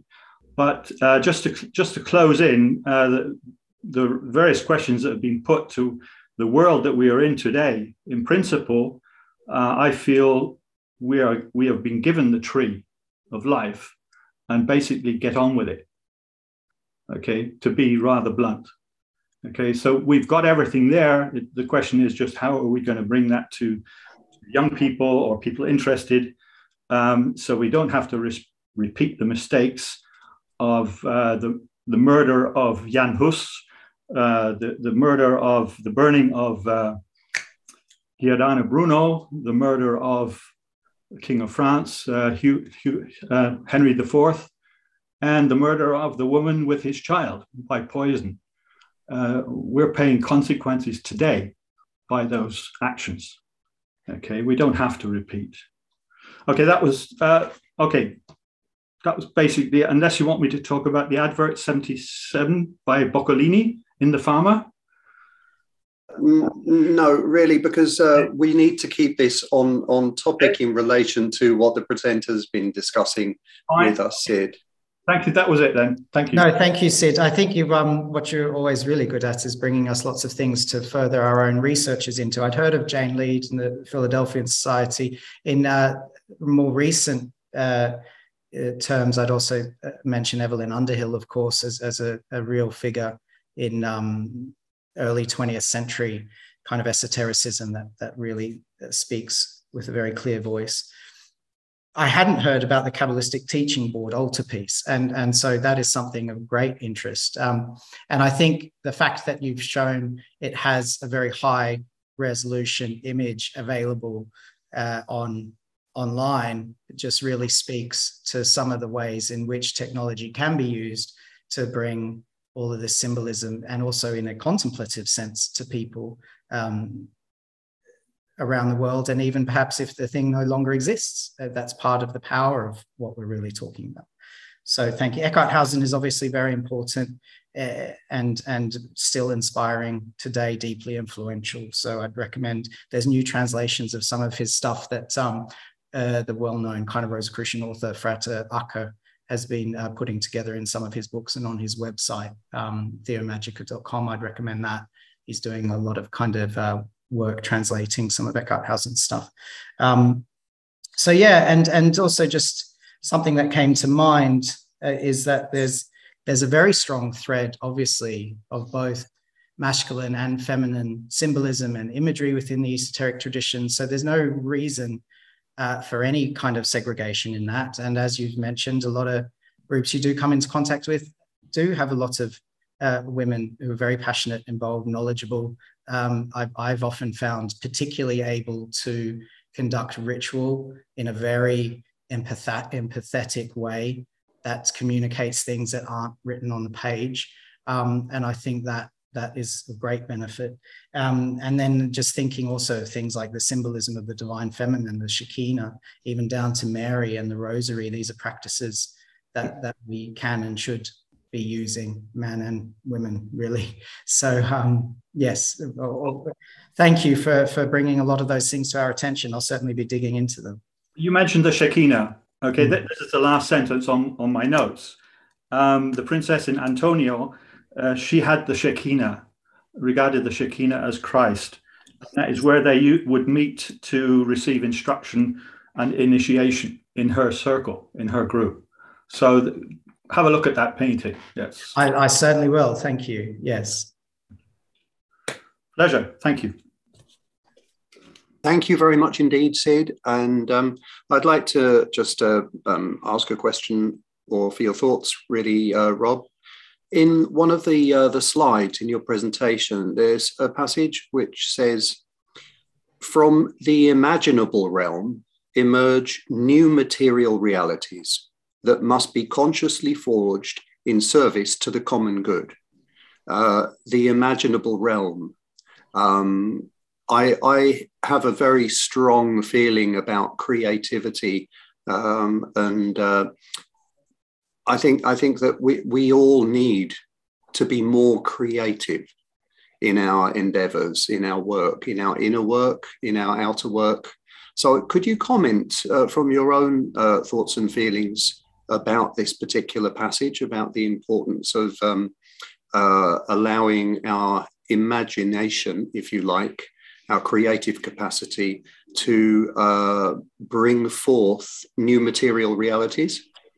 Yes, in some ways, this is what I feel is the deepest secret of the esoteric traditions, is how things come to be, how they are created, and also that there is a form of creation occurring within our own consciousness. And we kind of minimize this today behind human psychology and perhaps behind neuroscience in some ways. It's become very reductive. But throughout all of the esoteric traditions that feed into Rosicrucianism, the role of the imagination, the imaginable realm, wasn't of something fanciful or illusory. It was of something deeply spiritually creative. And part of what we're trying to achieve through a lot of the contemplative and even magical practices or mystical practices, devotional practices, is to enter that imaginable space within our own consciousness and linking it with higher sources of inspiration, so that what is coming through, whether that be imagery or words or music or action, is divinely inspired. It's that prophetic illumination. It's speaking with that prophetic voice. I believe it is what the kind of speculative alchemists were talking about. It is that moment of creation that occurs within our own consciousness as a microcosm of the macrocosmic creation that was created by God. As above, so below. As below, so above. That's wonderful, Rob. Elizabeth in the chat has just, thank you, Elizabeth, for bringing Blake into this at just the right moment. She says, "One can't help think of the Blake quote, everything now proved was once only imagined. Exactly. Yeah. I'd like to hand over to the Atlantis bookstore. You've had your hand up patiently for some time. Thanks for your patience. Right, Rob, Alistair Lees here. Well done. Brilliant book, brilliant talk. Haven't had a chance to read through it, but I've read many of them in the past. The question I had was all to do with really this whole thing of, I've lost the word now. Well, what I was going to say was, you have demonstrated, I believe today, and in the production of your book, exactly the imagination necessary to make Rosicrucian relevant in the 21st century. And I wondered if you believe that really we don't need to change society today as much as to change ourselves to be an example of how society can progress. That's the question.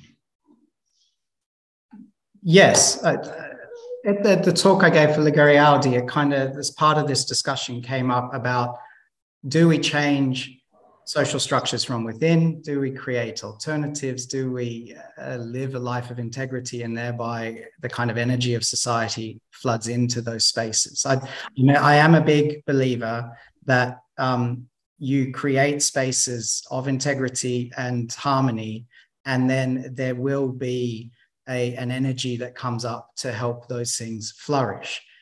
There will also be material energies that try to oppress it when those things get big enough that they're starting to butt up against those spheres of power, influence, and wealth. So I think it's a very, very tricky thing. And also we want to be very aware that we're not just trying to create a commune of utopia that exists on a farm somewhere where we all live happy, harmonious lives. Aren't we great? Aren't we privileged? Isn't life grand?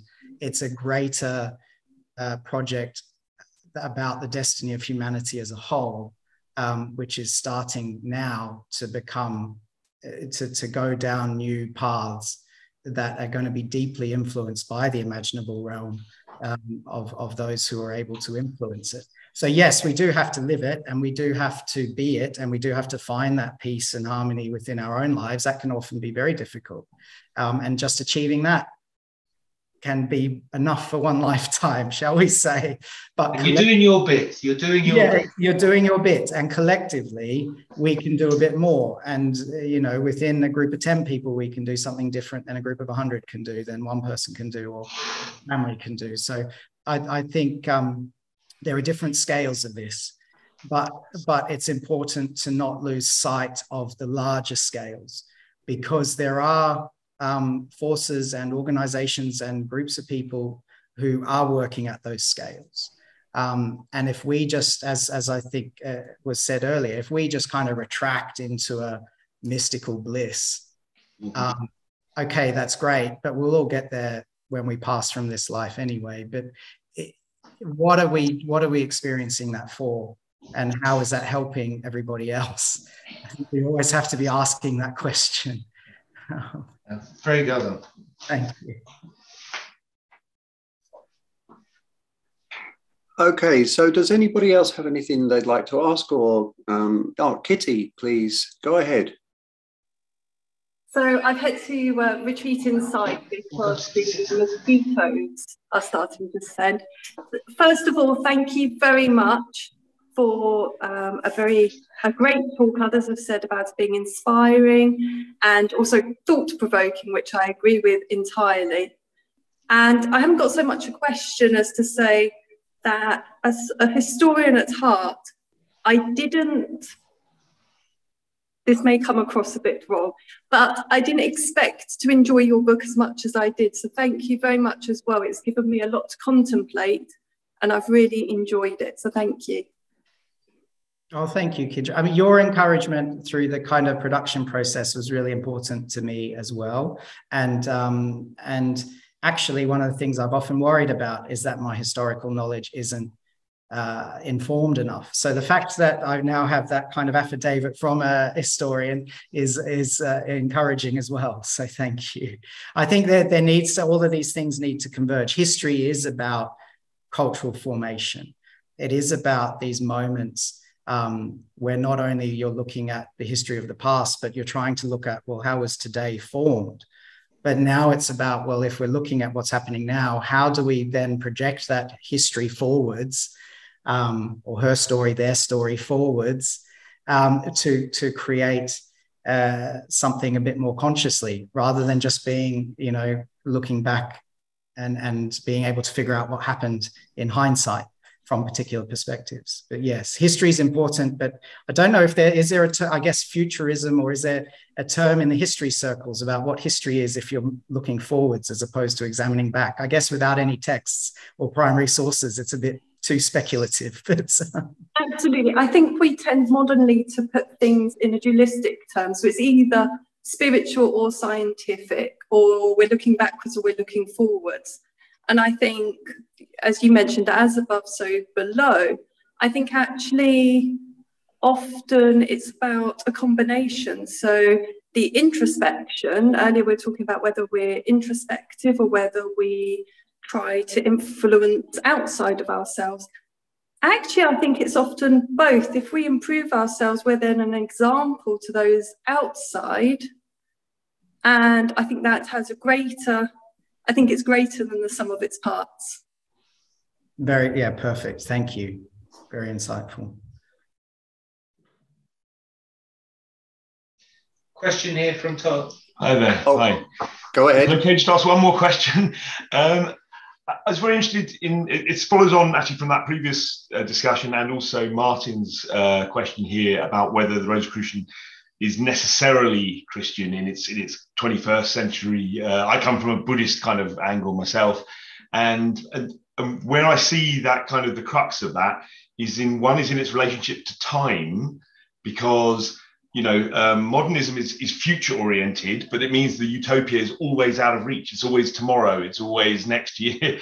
Christianity is future oriented and it's apocalyptic, or has often been future oriented in this apocalyptic kind of sense. We're waiting for the coming or something like that. Whereas Buddhism is more now, because everything is always in the present moment. So I'm just interested in that question of time and manifesting the utopia now, if you see what I mean, like allowing it just to come forth. It's a very interesting question, and there's even kind of brings into ideas of our moments of spiritual illumination kind of all occurring simultaneously outside of time. If we're starting to talk about eternity, then our individual focal points in time become less relevant, and so maybe all of the spiritual and mystical efforts are occurring simultaneously throughout eternity. I think that's quite a powerful concept to try and engage with, that goes to this core of resonance.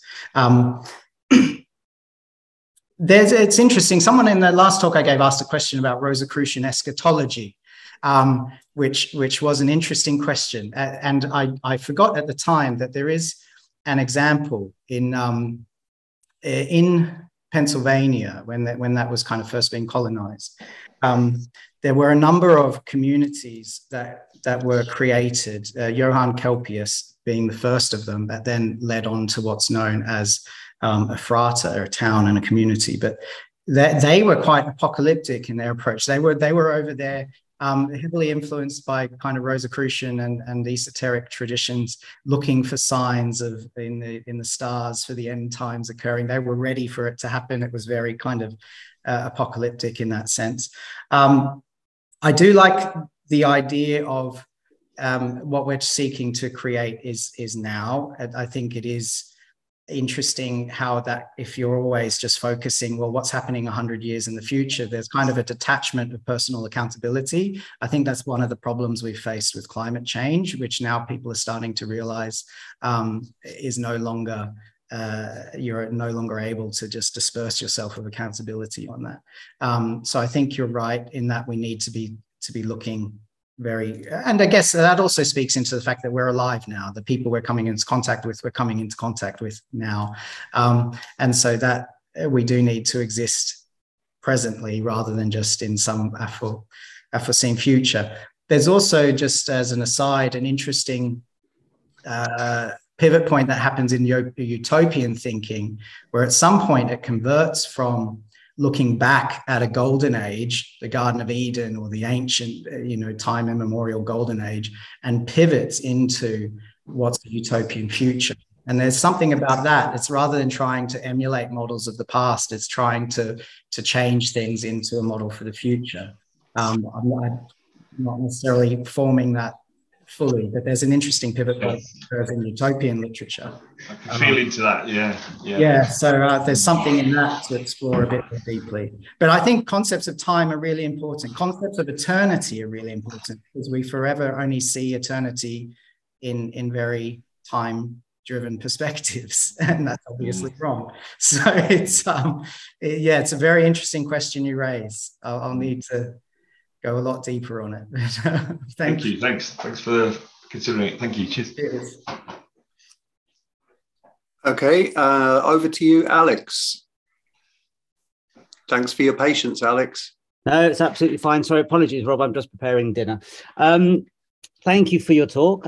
Always a pleasure. You are a practitioner who is your experiential approach is something that I always admire and feel very honored to be working with you. My little question is, if you look at the original manifestos, they are quite revolutionary in tone. They're quite a kind of spiritual call to arms, and have that sort of that revolutionary undertone of, there's got to be a sort of almost physical, we need to overthrow the structures that are in front of us. And as we all know, and we've discussed this afternoon, that the structures we now face are of a similar nature just 500 years later. I mean, if you talk about politics, religion, social structures, the society in which we are now living in.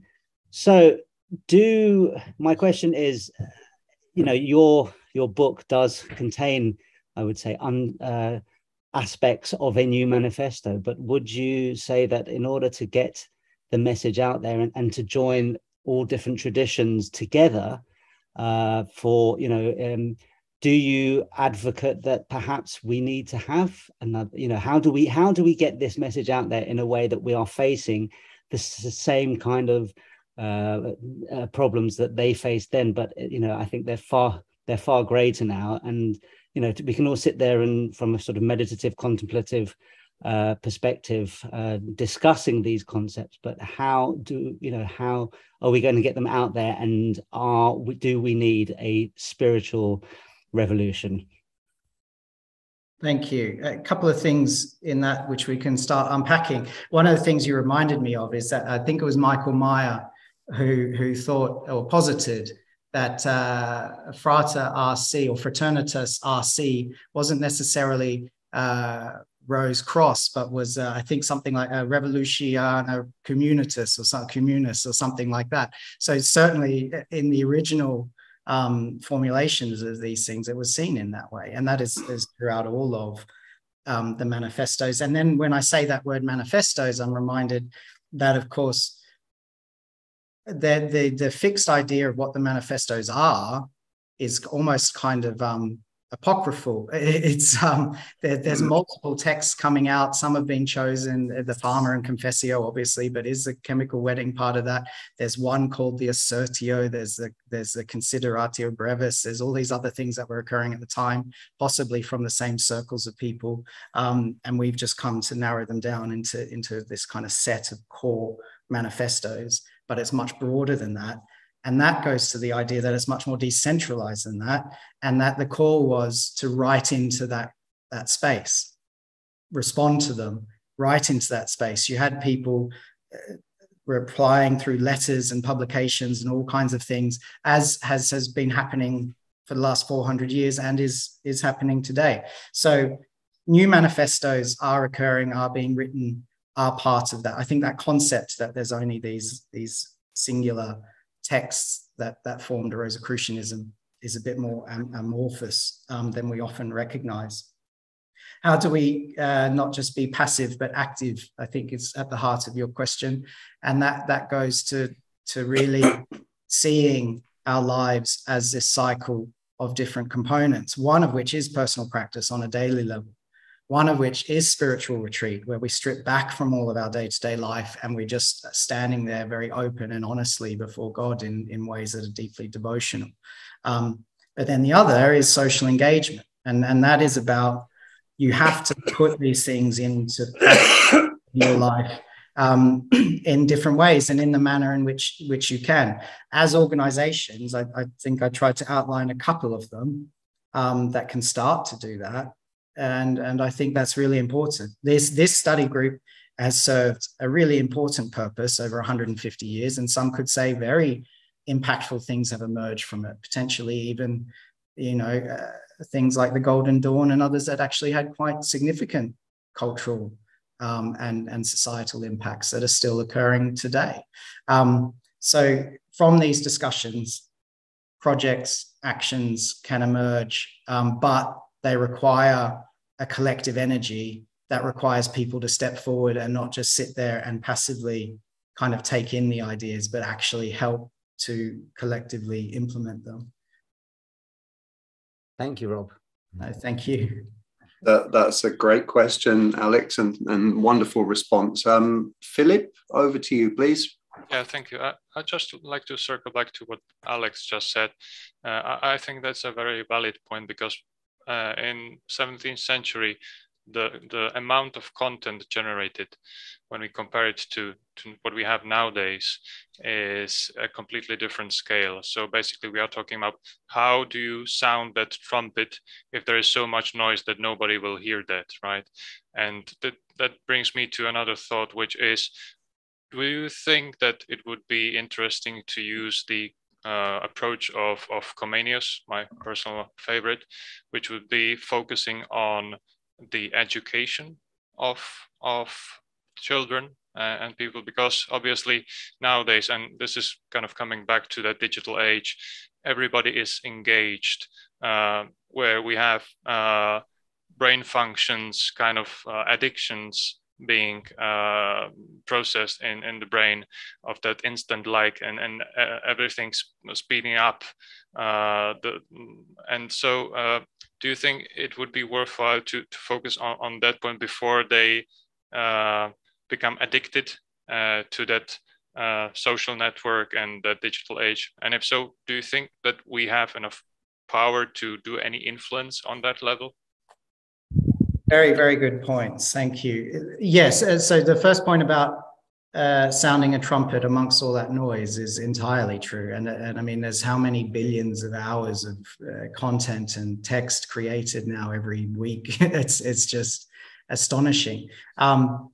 Which is partly why we do actually have to be in the spaces we can carve out, so that people are attracted to things they're searching for and yearning for. Parts of the problem of what we've seen, particularly just in even the last 5, maybe 10 years, is that there has been a very wide yearning, at least in kind of Western society, for changes, for new systems. We can kind of see that things aren't functioning properly, they're falling apart. There's been a real yearning that's been reflected in populist politics and being taken advantage of in many ways by populist politics, in sometimes quite negative ways. So there are people yearning, and it's about finding or creating spaces for them to encounter that are treating them with respect and integrity and compassion, and not just seeking to exploit them or manipulate their perception of things. Or, that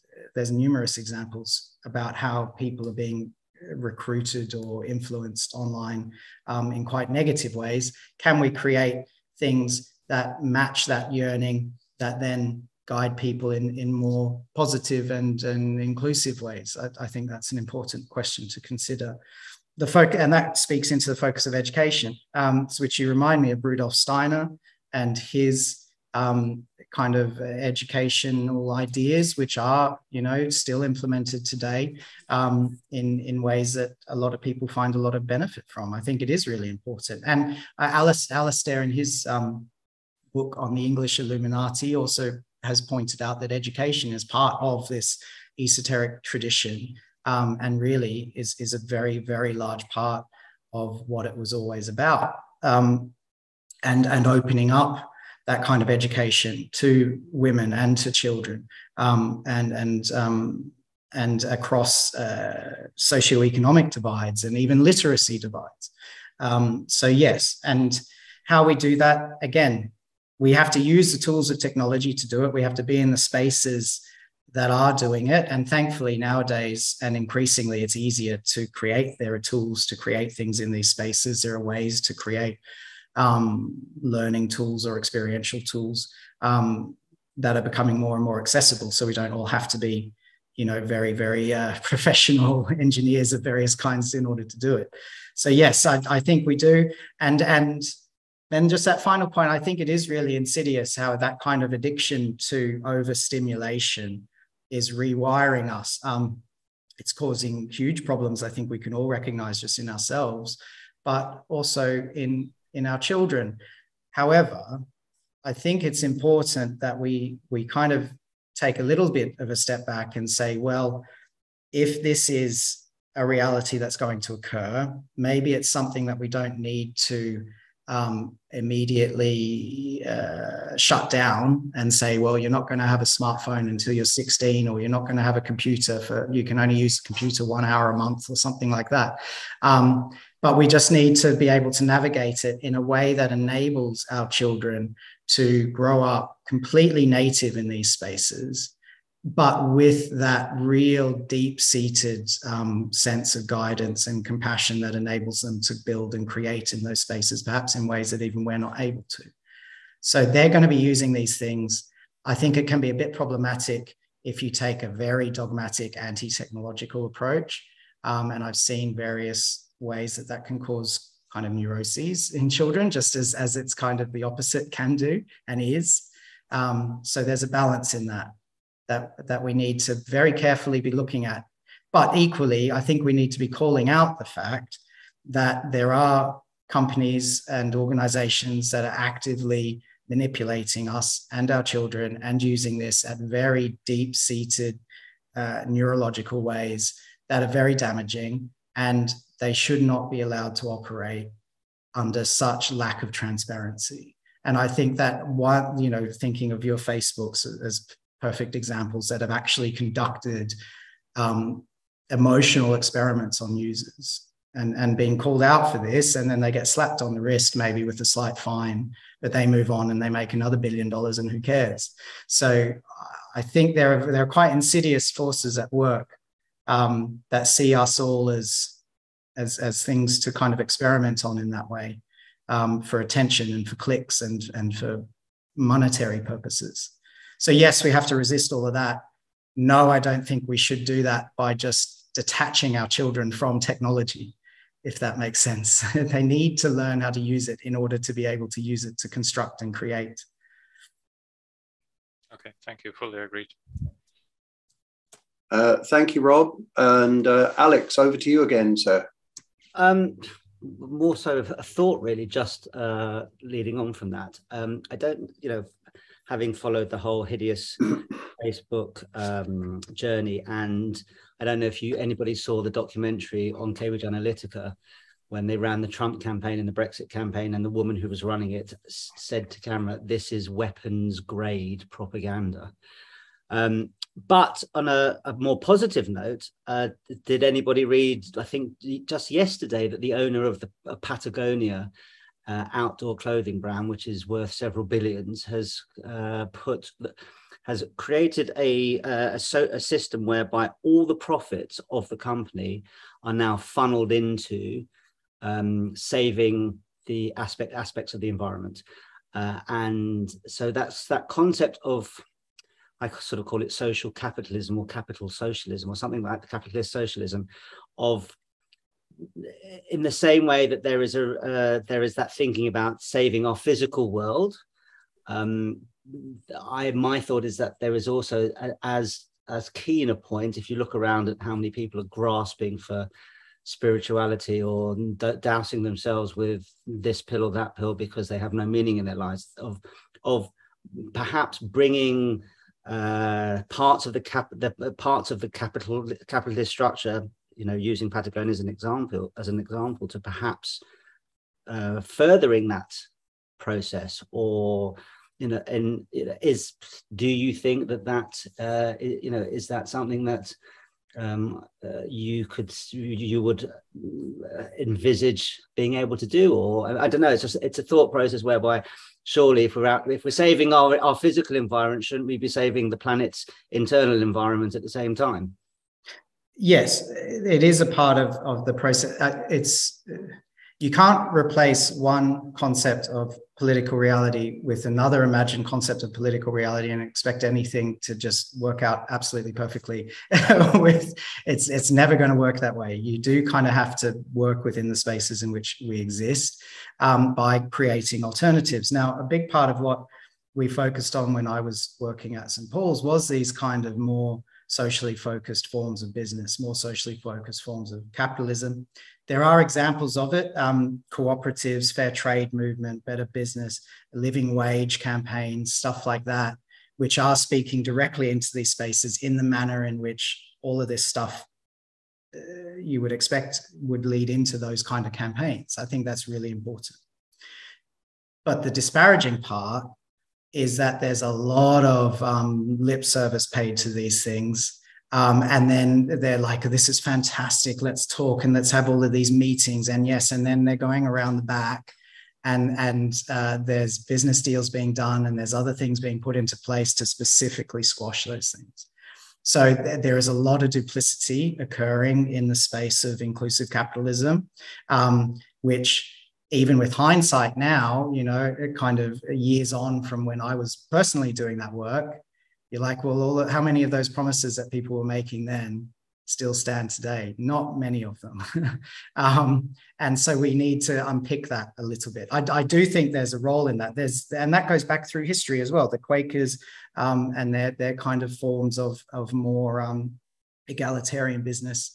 And we have examples, John Lewis and other things of ways to kind of do this in fairer ways that respect employees and respect customers and respect supply chains.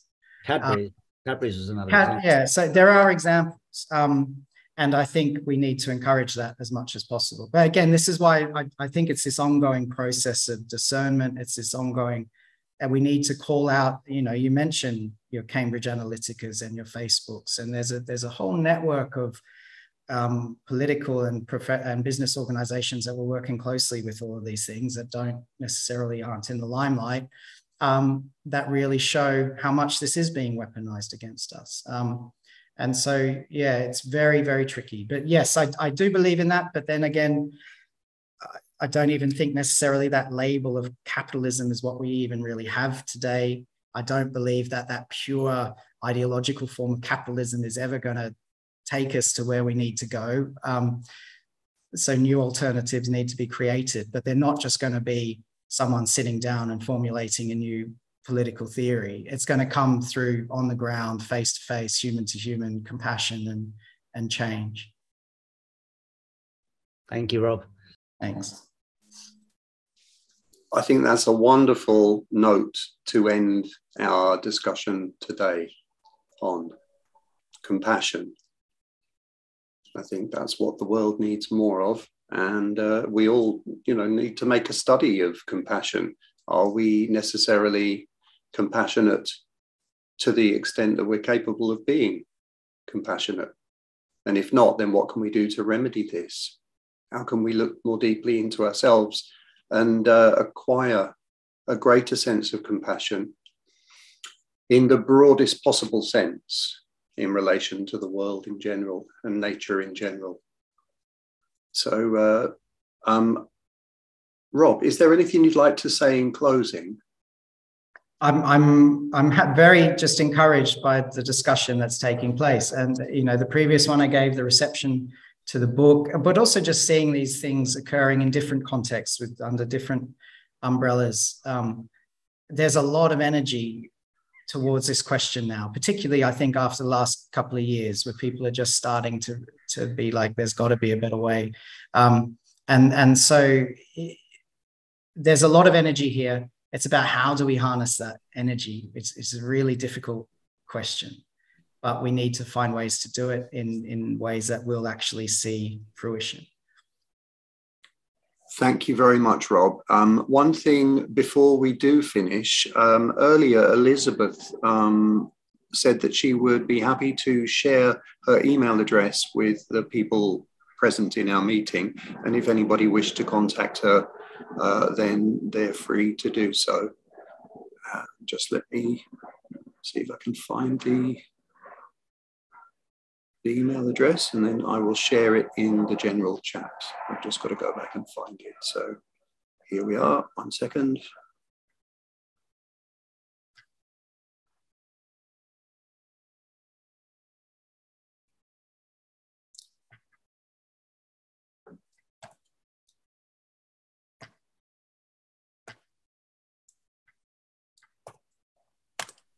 Okay, so everybody, if you notice in the chat now, there's Elizabeth's email address. Please, if you would like to copy this, copy and paste it or write it down now before we close the meeting. I'll give you a few moments to do so. And while you're doing that, on behalf of the Metropolitan Study Group of the SRIA, I'd like to thank you, Frater Robert Gordon, for a tremendous presentation today. And thank you for all the work you're doing. It's thought-provoking, it's inspirational, and I thank you personally for the work that you're doing as well. Oh, thank you, Sheen. It's again, none of this would have happened without this group of people, without the inspiration of you and others that we've shared this journey with. That's why we know what it means to kind of be emboldened and uplifted when we're all together in this spiritual space. And wouldn't have done it without you all. So thank you. It's wonderful to share all of this together.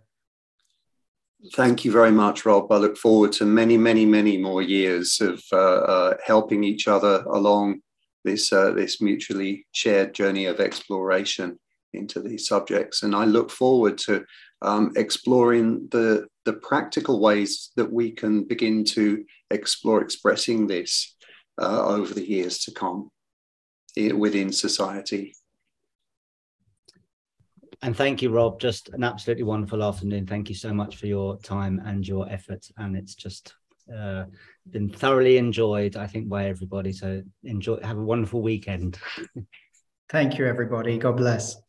God bless you, Rob. And yeah, we thank you to everybody who's joined the meeting today and for all of your questions and contributions and your presence here.